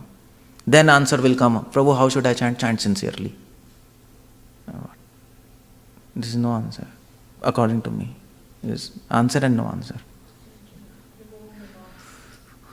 Chanting strengthens the soul. How?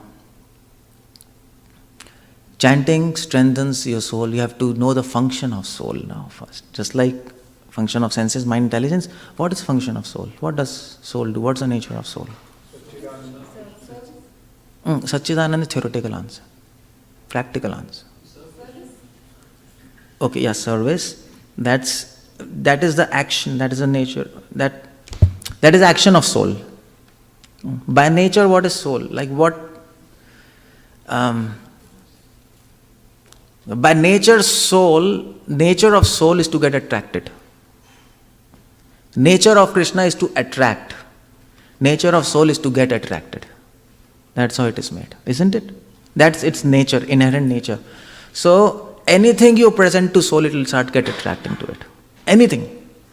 That's in material world like that, no?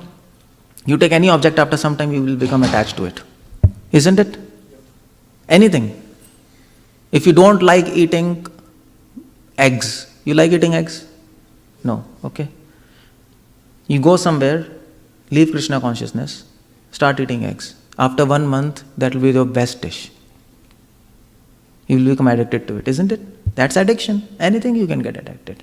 It's simple. One of my devotees, not my god brother, but some other, I don't know, some Maharaj devotee, he was telling me that he wanted to remain brahmachari So he was having a tough time, so he thought he'll go to Africa.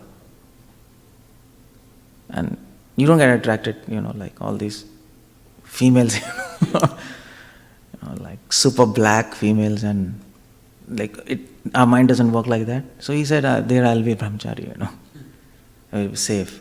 After 2 years he came with the wife who was African. So what happened, Well, if you start staying there, if you start looking, interacting, you start getting attracted. It happens like that, isn't it? So that's how soul wants to get attracted, because it doesn't find Krishna.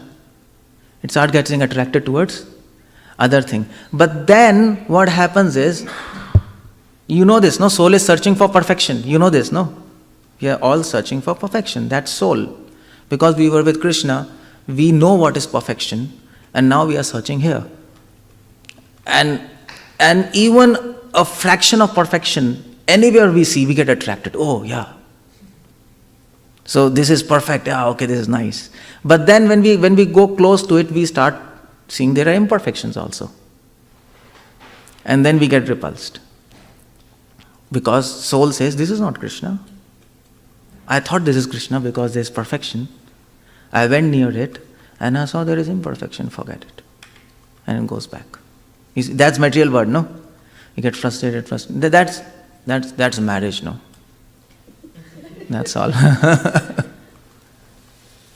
It's so nice, she's so nice, he's so nice. You get married and then after, oh my God, what's happening here? We landed in a wrong place. There's so much imperfection there. So that's how that's the soul nature, to get attracted, to seek perfection. And wherever there's out of perfection, it will run there, in the hope that there is Krishna. When you go close, oh, this is not Krishna. There's so imperfection, it goes back. Then there's contempt, frustration. That's what is a philosophy. So soul needs, the nature of soul is to get attracted. And chanting strengthens that attraction towards Krishna. The chanting strengthens the soul by making it attracted towards Krishna. Attraction or ruchi, that's the word used. Chanting gives soul ruchi, interest in Krishna. And then, okay, fine. Soul gets attracted to it. Chanting presents you Krishna, isn't it? Direct association with Krishna. So, if I see this, I get attracted. If always I am associated with Krishna, okay, fine. Oh, this person, he's so nice. Then you go near him. There's no imperfection. Fine. That's it. Finished. So, that's how chanting strengthens soul. By giving ruchi and a direct perception of Krishna. That's the point there. Direct perception. And there is a verse for this in Bhagavad Gita. Chanting gives direct perception of Krishna. You find it and tell me on Sunday. That's your homework. No. You think about it. You think for all these 4 things. But especially chanting strengthens soul by giving direct perception of Krishna. And Prabhupada says that in translation also, by the way. But then it will be easy for you to find. But go and look in Gita. It's in Gita, by the way. So, you see the point? You read Prabhupada books, but then you have to apply it. Otherwise, what happens is, you cram the verses, but you don't know that you have the arrows, but you don't know how to shoot. So it's as good as not having the arrows. It's all like that, no? That's why I'm asking you. That's why I'm giving you these puzzles, to inspire you to read books in this fashion. Read them nicely and apply them. And then it will help you in life and help others also. You see the point? It's such a depth in Prabhupada books. It's just 2 lines of Bhagavad Gita, purport, 3.42 purport, and there's so many things in this. So many things. You can just sit and keep on talking on this. And practical, not theoretical. I'm not just talking theory, isn't it? It's not just I'm talking something which has no relationship. Okay, chanting strengthens the soul. Remember this. By direct perception, that's the word. Your homework is to find where in Gita this verse is. Krishna says this. What's that?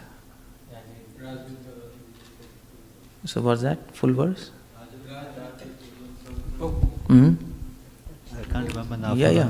Pavitram idam uttamam. Pratakshavagmam. Pratakshawagamam. I think Prabhupada gives direct perception there. Yeah, in that one. Isn't It's it? in Yeah. that. That word is a most pratakshawagamam. Prataksh. That word is a basis of Ramanuja philosophy. Sri Vaishnava whole philosophy is based on this. Pratyaksh, it gives direct perception of Krishna. So when you chant and you remember Krishna, see that if you come to that platform of remembrance, sometimes we remember, no, when we chant, then you're getting association of him. That's what Prabhupada says. By association with Krishna, direct perception. When you chant his name, his form, qualities get revealed when you're pure, and then you get direct perception. And then soul gets attracted towards Krishna. It's simple. That is why remembrance is very important. If you don't get remembrance, you're not having a direct perception. And another idea, having direct perception of this material world, and soul gets attracting towards it in spite of your chanting, and then your mind goes tuck, tuck, tuck, tuck, tuck. You see the point? That is why Bhakti Santa says, you have to have remembrance somehow or the other. And that is what Prabhupada says in Nectar of Devotion. The king of all rules and regulations is? Never forget Krishna. What's that Sanskrit verse? Satatam smartayo Vishnu Vismartayo na jatu chit. This is from which book? No.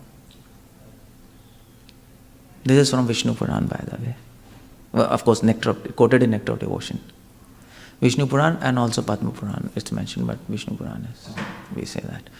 Okay, so that's remembrance. Remembrance is very important. But through chanting, always remember, not independently. And that's what I explain why. Okay, so there's some important verse, no? Hierarchy. Indriyani parani ahaur indriyabhya paramana. Like generally we don't care about this verse, no? Above senses, mind, above intelligence, soul. Okay, fine, this is all knowledge, forget it. No, not forget, you can't forget it. That is why chanting is the most important duty because of so many reasons, and because chanting strengthens the soul. You see? So why chanting is most important duty? Because it helps to clear up offenses. Because second, come on, I just told you and you forget. It solves the doubts in philosophy, so helps to make a transition from paroksh to aparoksh. And third is, it is a gateway to remembrance. And fourth is, it strengthens the soul. Prabhupada says chanting is the most important duty. It's not a simple statement. How many times Prabhupada has said chanting is most important? And it's because of this. Hey, it's not working. It doesn't work. Something happened to it. Yeah, probably I have to go into that or normal situation, something. I don't know what. Okay. Oh, what's happening? Prabhu, can you just set it?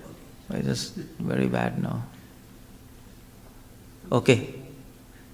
Fine. Chanting strengthens the soul. Okay, this is done. Hey, chanting is the best service. That's why also chanting is important. Now you see the point Prabhupada mentions here in his Srimad Bhagavatam 1.6.33 purport. And this is so important that you can't miss it. But most of us have missed it. This first canto. And this is the only place Prabhupada talks this. Prabhupada never repeats this point. That's why it's very important to read Prabhupada books. Everything. He doesn't repeat. This point is not repeated anywhere. Now what's this point all about? This point is chanting is the best service. Prabhupada says, it is everybody can see that? Yes. It is a natural psychology in every individual case that a person likes to hear and enjoy his personal glories enumerated by others. Isn't it?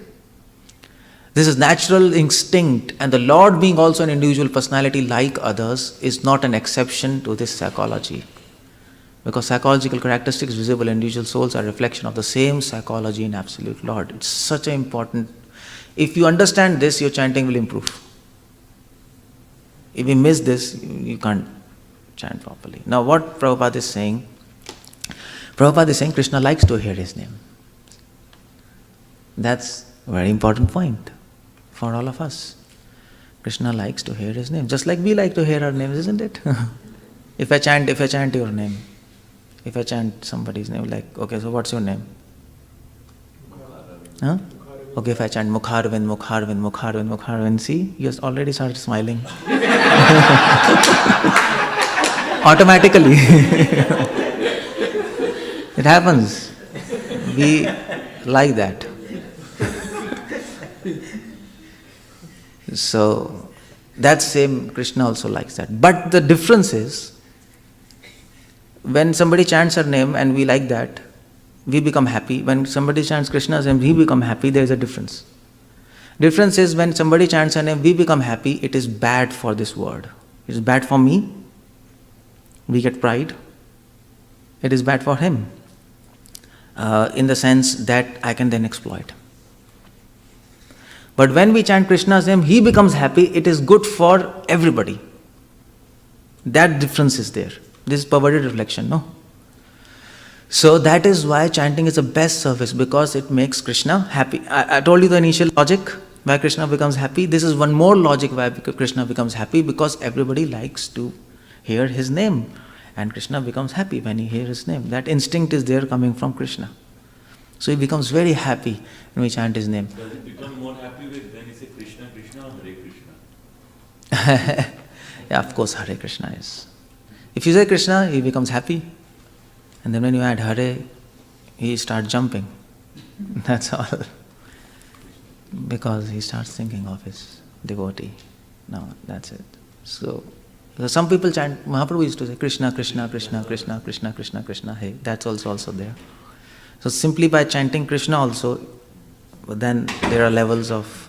So that's the idea. So what's the point here? How this point will improve our chanting?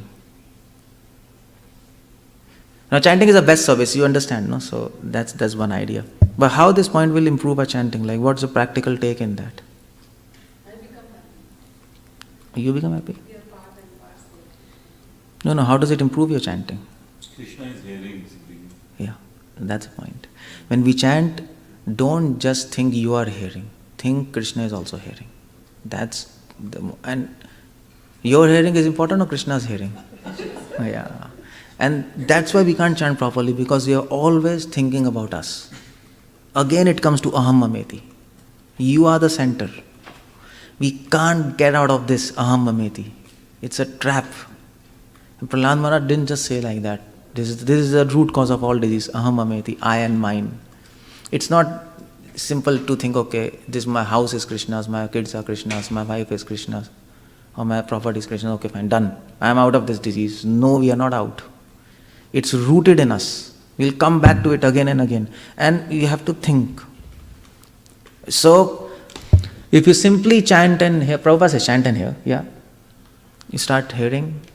Initially it will happen like that, chant and hear, you have to start hearing. First of all, you have to hear yourself also. Like in beginning, you can't even hear, you can't even know what you are hearing. But then slowly, when you start hearing, understanding, then you also understand Krishna is in my heart, Krishna is also hearing. In fact, it's just the opposite. When Krishna hears, then only we can hear. That's philosophy. Without Krishna's hearing, we will not be able to even hear it. We can't hear it. The Prabhupada says, no, that example, sun and sunlight. Prabhupada says, we can see this only when first sun sees it. Or light. With the help of light, we can see this, no? Even if your eyes and everything is perfect, without light you can't see this. Similarly, with the help of Krishna we can hear. Otherwise we can't hear. So first Krishna hears and then you are able to hear. That is reality. Illusion is you are hearing and nobody is hearing. That's illusion. So even if you are chanting, you are in illusion. You see, illusion is, Maya is very tricky. Maya, you can't beat her. Can you beat her? No. She is having infinite experience, infinite loop. That's Maya. So, infinite experience, you can't beat her. It's impossible. Without Bhaktivedanta says, without putting extraordinary efforts, you can't beat her. Still you can't beat her, of course. You need help of God. You need help of God. That's the role of mercy there. That's the role of mercy. So you see the point. So we are chanting, but if you don't remember, Krishna is also hearing. You are in illusion. Now, although you are in contact with Him, holy name is God, you are in contact of Him, still you are in illusion. That is Maya. Just like these deities. So we are having darshan of Radha Madan Mohan. Where is Maya here? Can anybody tell? Is there Maya here or not? Is she here or not? Yes, she's serving. Oh, there is no Maya in temple. So where is she on the altar? Behind Krishna. And that's it in Bhagavatam. You know that verse first? What's that verse? Vyasadeva says, Vyasadeva, when he saw Krishna in Samadhi, then Sukdev mentions, Apashyat Purnam Purusham Mayam Tad Apashrayam. He saw Krishna, and behind Krishna he saw Maya. So that works with deities also. If we are in proper consciousness, we'll see through and through Krishna and we'll see Maya there. We'll not be able to see him. 𝗙𝗶𝗹𝗪𝗀. We will not be able to see him. So when you're chanting, there is Maya there also. There is there. So you have to be very careful. So remember this. That's how you can, when you chant, and don't worry if you cannot hear properly. Remember Krishna is hearing. Don't worry about that. Don't worry your mind is not focused on Krishna. You try to focus, but remember Krishna's mind is focused on you. And if you do that, automatically your mind will become focused. You see, that's how everything proceeds from Him, and then it becomes perfect. If you try to proceed from your situation, your perspective, it will have a fault. First it should come from Him, then you. That is devotion. If you put yourself first, then that's a problem. So that's the idea. So what do we say when you chant? You have to remember, we are hearing and also, and this is wrong. Yeah, Krishna is hearing and we are also hearing. That's right. If you want to really put to the point philosophically. Practically you might think the other way around. Practically, okay, I am hearing and Krishna is also hearing. But if you want to really put it succinctly, then Hare Krishna, Krishna is hearing, and because of His mercy, I am able to hear His holy name. He is so merciful. You see, your chanting will automatically improve. So that is said by Prabhupada. I am not saying that. I have not brought this point from Jiva Goswami, Madhva or something. It's said by Prabhupada. It's simple. But you have to extract it from this, isn't it? You have to read it properly. Okay. And then, this I told you, aim of chanting is, remember, aim of chanting is not bliss. That's not the idea. So Prabhupada says here, in one of the lectures by Prabhupada, as soon as you chant Hare Krishna, immediately remember Krishna. Krishna's form, Krishna's fighting, Krishna is sitting on chariot of Arjuna. If you read Krishna book always, some of his pastimes will immediately come. You see, Prabhupada is saying Krishna book, you have to read. Appear in my brain immediately, as soon as you chant Hare Krishna. This is required. Smaranam automatically. Prabhupada but qualifies, it should not be brute force that you're trying to remember. No, it should come automatically. So when you chant and then you pray, Krishna, please give me your remembrance, you read Krishna book, you do service, your heart becomes pure, then you start remembering Him. But that is required. Prabhupada says that is required. So remember, chanting is an aim of remembering. So don't say it's done. When you chant and you feel bliss, oh, my chanting is nice. It's nice to a certain level, but it's not perfect. You have to go ahead.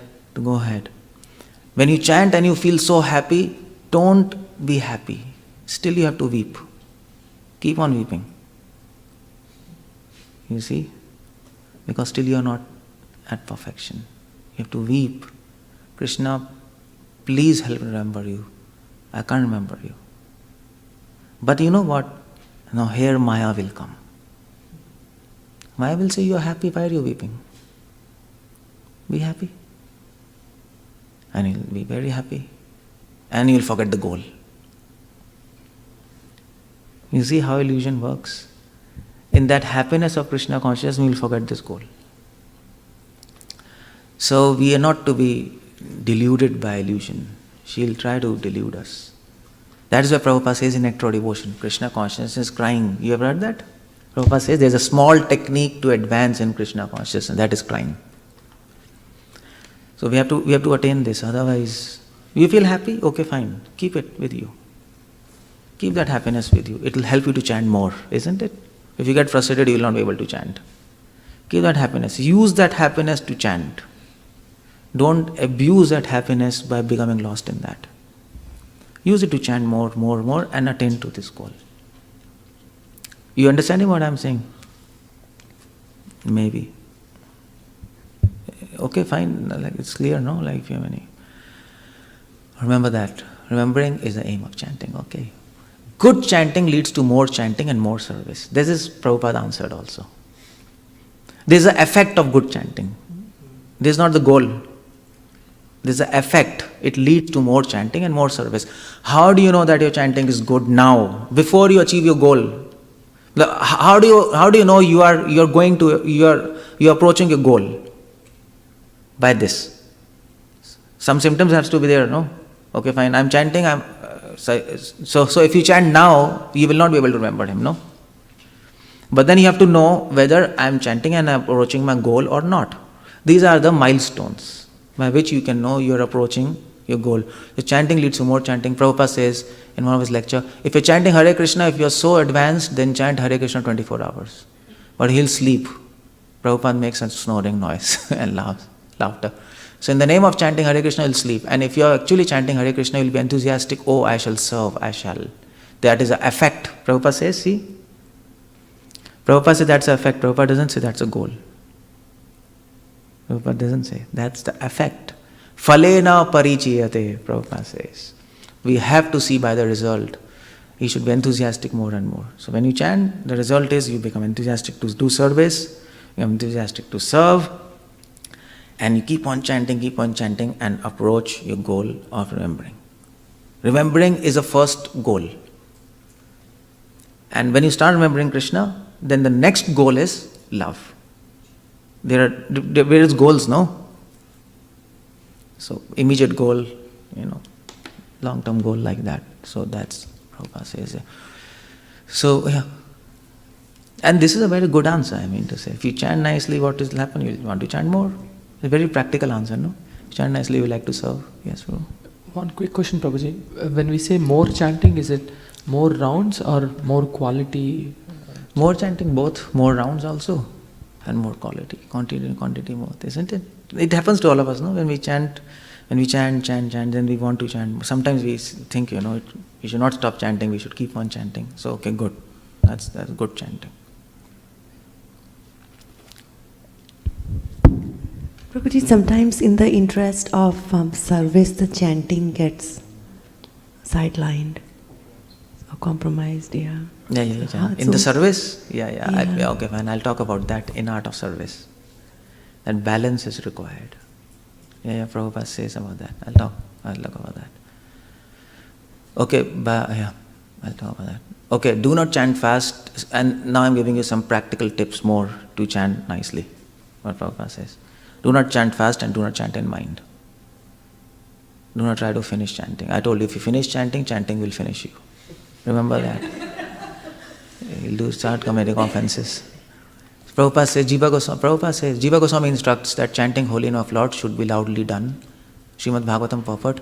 Concentrate fully on sound vibration, pronouncing each name distinctly. Gradually your speed in chanting will increase naturally. Do not worry so much about chanting fast. Most important is hearing. This is latter. And one of his purport, Prabhupada says, it should be chanted loudly. All our acharyas chanted loudly. Jagannath Das Babaji used to chant loudly. Bhaktivinoda Thakur, he made a special room, no? That Godrum Dweep, his walls are like 12 inches, 13 inches thick. In night he used to chant loudly.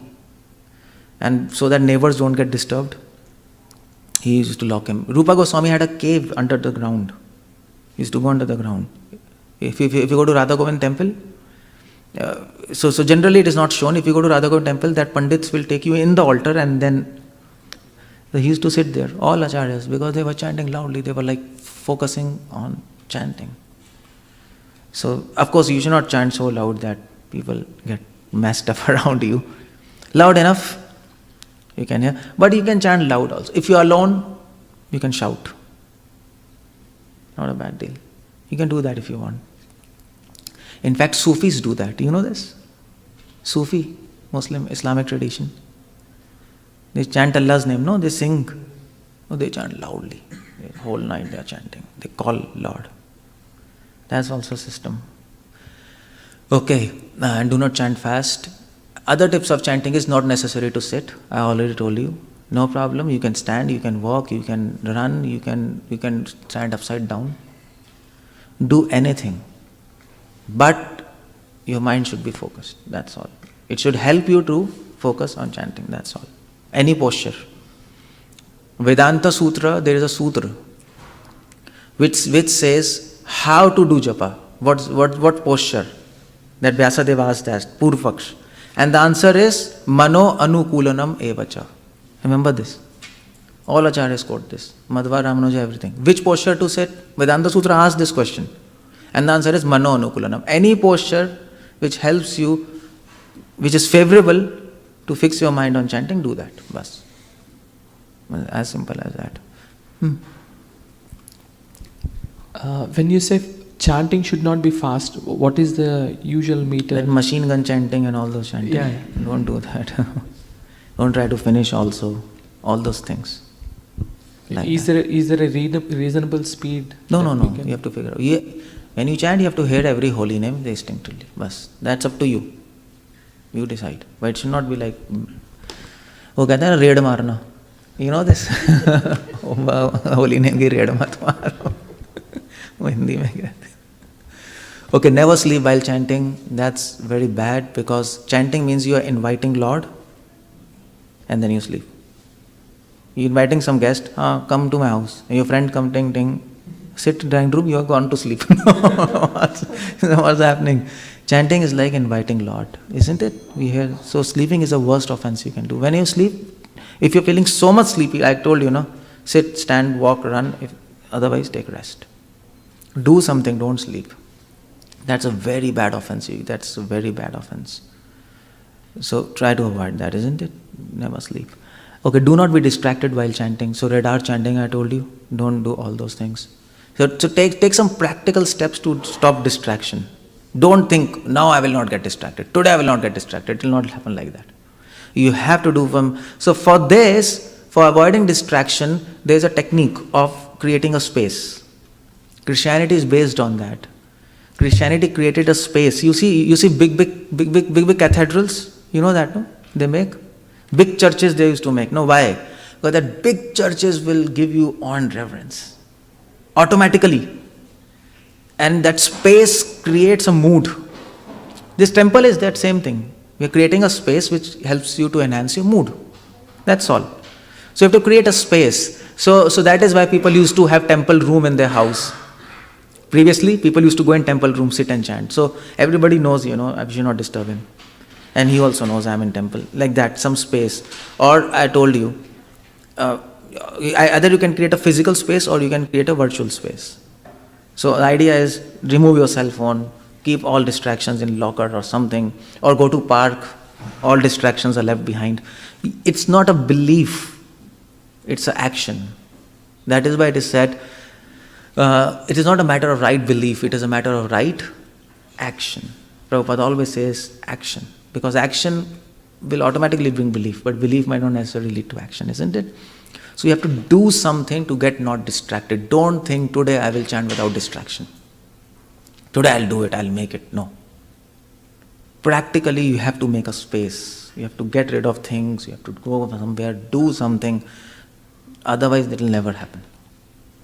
Okay, sometimes chant more, please. 16 rounds and your beat bag is not seen. It happens like that. 16 rounds and then finished.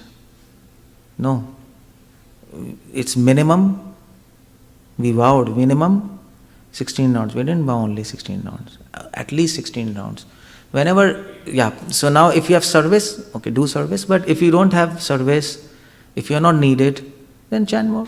Fine. Nobody said only 16 rounds. Nobody said this. And it's good to sometimes chant more. It'll help you to align yourself. Do not drive and chant, please, because many devotees have lost their lives. Many, many devotees. And this is a bad habit, no? Devotees do. While driving car, ek haath beat bag mein Hare Krishna, Hare Krishna. How can you chant like that? It's impossible. You can't focus on two things. Especially driving. It is by default we are doing on offense. It's a default. That's all. Some people ride bike and chant. You have seen that? That's crazy in India. They have beat bag and then like this they hold and Hare Krishna. That's very bad. Like so risky. Don't do that. Don't even put liquor and try to finish rounds. You're finishing rounds. That's what you're doing. That's crazy. Google car can help. Yeah, actually. It can help you. So if you want to chant and drive, take a Google car when it comes in. So now, do not drive and chant. Do not do that. Create an environment to chant exclusively. This is very important. Create an environment. And there are some warnings also. Prabhupada gives some warnings. This is Srimad Bhagavatam purport, first 1.7.6. Prabhupada says here, revival of dormant affection or love of Godhead does not depend on mechanical system of hearing and chanting. Remember that. But it solely, wholly depends on causeless mercy of Lord. When the Lord is fully satisfied with sincere efforts of devotee, He may endow him with loving transcendental service. But even with prescribed forms of hearing and chanting, there is at once mitigation of superfluous unwanted miseries of material existence. So chanting is not mechanical system of devotion is not mechanical system of hearing and chant. Even if you chant and hear like 100%, this cut, even still you might not get perfection. It solely, wholly depends on mercy of Lord. In other words, it depends on your attitude. You see the point? Krishna sees the attitude. Prabhupada says it depends on the sincere effort. Sincere effort means the attitude of a devotee while chanting and while hearing. And the attitude I have explained you, I'll explain you what's the attitude. So that attitude is important. Now, how do you define the attitude? What's attitude? With what attitude should we chant? So, here is the idea. Attitude while chanting. Now, before this, I'll just tell you. Attitude consists of what? Thinking and feeling, both, no? Is it? That makes attitude, what we think, what we feel. So you should know while chanting what you should think and what you should feel. Yes. So what you should think, Prabhupada says that. Prabhupada says, chant with understanding, holy name of Krishna is Krishna. This is what first thought you have to keep in mind. You have to have two thoughts and two feelings. Is it? So chant with understanding, holy name of Krishna is Krishna. This is very important. Prabhupada says in lecture, Prabhupada says, as soon as you approach the deity or the name, you should know fully well that Krishna is present. Therefore, we should worship deity with great attention. As much as Krishna is present, similarly we should worship holy name with great attention. Idea is when you chant, you are having a meeting with Krishna, isn't it? We are so focused when we are meeting on phone. You have meetings, no, in America? So many meetings, no? And that time you don't want to talk to anybody, isn't it? Even your kid comes, get lost. Your wife calls, Prabhu, just shut up. This is important. You're so focused. That is, you are having a meeting with God. Just like you're having a meeting with these people. That is chanting. You can't afford to distract your mind. If it goes itself, that's another thing. So, it is said, when you chant, Krishna is dancing on your tongue. You know this? Krishna dances, His holy name dances, and soul dances. Jeev nache, naam nache, nache prem dhan. Jagdanand Pandit. He says, when you chant, Jeev nache, naam nache, nache prem dhan. All the three, love of God, the living entity, and the holy name. All of them chant, all dance together in this body. That's the ideal take of chanting. So chant, And while chanting, remember that Krishna is also hearing with you. This I have already explained, isn't it? Krishna is hearing. These two thoughts should be there. If you miss these two thoughts, you miss everything. Don't just start thinking, Krishna is so nice, Krishna is this, Krishna is this. No, that will come automatically. Don't worry about that. You have to focus on these points. And what should be the feeling part? You should have a prayerful feeling. And what's a prayer? Krishna, engage me. That Prabhupada says. Now Prabhupada gives the foundation of all prayers. Engage me in your service. But then when you start praying this, so many prayers will come out of this, isn't it? That's a base. Krishna, engage me in your service. Then from this foundation, infinite prayers will emerge, isn't it? Ai nanda tanuja kinkaram. That's one of the prayer. Yugaitam nimishena. That's another prayer. 𝗙𝗪𝗶𝗹𝗪. So that prayerful mood, with the prayer, engage me in your service, that's a feeling. With that feeling, if you chant, then automatically your feelings will develop and mature. And with a grateful feeling. We are grateful to Him, no? Why we are grateful? I just told you. Why we are grateful? He is allowing us to hear. He is hearing and then we can hear. He is allowing us to hear. Without His mercy, we can't even lift the beads. Prabhupada says in one of his lectures, this point, you have to be grateful. Without His mercy, you can't even lift your beads. If you get paralyzed, what do you do? I was just hearing his lecture. So you have to be grateful. These two feelings has to be there. And this verse of gratefulness, it comes from Chaitanya Charitamrita. This is your homework. Go back to Chaitanya Charitamrita and find this verse. Can you just ask them to stop? Yeah. Chalo, bahar jao. This is the mind, no? So, there's a verse in Chaitanya Charitamrita which says, while chanting you have to be grateful. And find that. Find that verse. But you have to little apply your intelligence. If you type on folio, it will not come. Chanting grateful, it will not come. It's something different. You go and find, it will come. You find it. So and that's coming from Mahaprabhu, by the way. One hint I'll give you. So that's a feeling. This makes your attitude. So Prabhupada says, chanting is not just mechanical hearing and chanting. Attitude, Prabhupada says in Nectar of Instruction, attitude is a key. You heard that? In Nectar of Devotion also. So you have to think 2 points. Keep the points. Think. Krishna's name is Krishna. I'm having a meeting. Krishna is hearing and I'm also hearing. And these feelings of prayerful and grateful. And then you try to chant. And chanting is best glorification. Have you heard this? Yeah. This is Adi Leela. Lord Chaitanya never tried to be master of holy name. Rather, He taught us how to be servants of holy name. This is such an important line. Adi Leela, Chaitanya 7.95 purport. Bhakti Siddhanta's 80% teaching is this. Never try to be master of holy name. If you can understand this line, your life is perfect. But to figure out this line, it's very difficult. What do you mean by master of holy name? What do you mean by servant of holy name? That's a big take here. So you can anybody tell what's the meaning? But you go and think about it. What do you say? My question is, maybe I don't understand how you're saying that chanting is the best glorification. Yeah, that's and the reference that you give is that's master what I'm and asking. servant. If you understand this line, you will come to that conclusion. If you understand this statement, you will come to that conclusion, chanting is best glorification. But that's a big connection. You have to spend your life to understand this one statement. It's not easy. And this is just one line. Prabhupada never repeats this. This is one in that ocean. But if you miss this, you miss. You can never understand chanting is best glorification if we don't understand this. Lord Chaitanya never tried to be master of holy name. This is your homework. Go and figure it out. Next year I'll ask you. Yeah. It might take your whole life. But please think on this line. Please think. You have to think and think and think and think. And to make a connection between this reference and this topic. Make a connection. And it will help you. It will help you to read Chaitanya Charitamrita. Read it, answer is there. Read this year, you do this. And then I will ask you. Okay, chanting is best glorification. It took me it took me 15-20 years to understand this. I couldn't really figure out, huh? That's glorification of Krishna. It's a glorification of Krishna.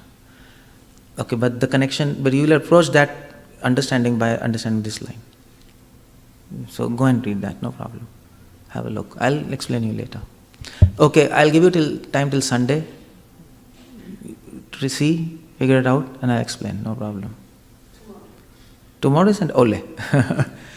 Okay, so you have two homework. One is those verses, and one is this.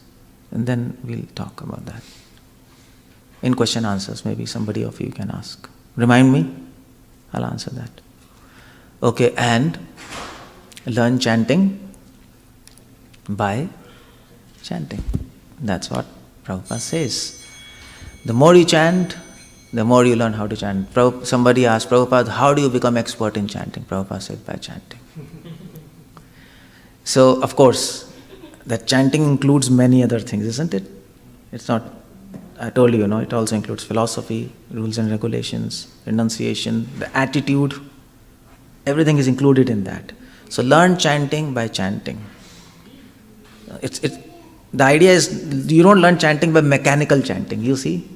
Learn chanting by chanting with proper attitude and everything in a package. Then we learn, when we become expert. Prabhupada says, when you become expert in chanting, your life is perfect. That's what we are doing here. That's what we are doing, otherwise there's no point. So that's what is today's seminar, Art of Chanting. Thank you very much. Srila Prabhupada ki jai. Okay, so any questions or it's done? Anyway, people were asking questions anyway. Yeah, I just need back. I just need to announce and then I'll finish it. Yeah. Okay, so I'll just show you. This is a pen drive I just showed you. No, I didn't show you. I showed you. This is an English Hindi. All these seminars are there in this, and many other things I've already recorded. So I have many of them in English and Hindi. You can take these pen drives, put it in your car, keep on hearing, understand, think, and if you have doubts, then of course you will have doubts, And in my lectures I give homework. So many, I can say, figure it out, and I don't answer. So it will help you to think. So then there's a mail here. You can always mail me. You can share answers, and that will be nice. So anybody wants to take this pen drive. It is 16 GB pen drive, by the way. It works in your car also, in your laptop. And there are so many videos also in this. So that of course you have to see in laptop. So anybody wants, I'll just put it here. You can take this for some small donation. This is in Hindi, English both. Different Hindi, different English. Everybody wants to hear in English, Hindi. And these are some books. If devotees have here many books, but yeah, you have, but you see, whatever I was speaking, it's there in this book, Mighty Efforts. If you have this, you might have read this. It's a difficult book to read. I know this, you can't read it easily. But it helps you, that's all. So I put so many, in this I have given evidences from Prabhupada books, but in this book I have put evidences from Bhaktivedanta Thakur, Bhaktisiddhanta, Jiva Goswami Vishwanath, from other acharyas also, to give you a solid backing, whatever I have talked here, and many other things. And that's why I named this book Mighty Efforts. Bhaktisanta said, I'll just read to you, Bhaktisanta, just in the beginning I have just put this book, and that's very nice, and I quoted here. Bhaktisanta said that unless, this is Bhaktisanta in Updeshopakhyan, unless we extend our best efforts earnestly and qualify ourselves for Lord mercy, you have to qualify yourself for Lord's mercy, it is next to impossible that we can be rescued from a fallen condition. No. So that's why mighty efforts. It's just a matter of knowing and applying. That's all. If you don't know how to make khichdi, and if I ask somebody, what will he do? He'll make a real khichdi out of it. Nothing will come out. If you know, it takes 10 minutes, no? Khichdi. You know khichdi, no? You know South Indians? Okay, fine, khichdi. Your khichdi is a little different from ours. It is like hard, ours is like semi-liquid. Yeah, it's different. I was staying in one South Indian's house. Oh, your friend. I asked her khichdi and it became solid. I asked, what's this? And then they said, our khichdi is like pongal, something they were telling. Your khichdi is something else. Your khichdi is like our pongal. Something else complex. So you can read this book. And this is one book, Crazy Ideas. This will help you in preaching. If you have, you have. If you don't have, you can take this. And there are so many people talk so many questions, no? What is there in Bible? What is there in Quran? Why their message is different? What is Allah? What is vegetarianism? What is non-violence? What is evil? Why this material world is made? So in this book, I have put not only answers from Prabhupada books, but from Western philosophy, Indian philosophy, Orthodox tradition, liberal traditions. From everywhere I have taken evidences from Islam, from Quran, from Zen, from Taoism, and put answers in this. So you will be able to preach nicely and also understand your self-concepts. So if anybody wants this, you're most welcome. And thank you very much for listening. Hare Krishna. We'll meet on Sunday. Thank you. Hare Krishna. Hare Krishna. So tomorrow, whatever the fuck you want to.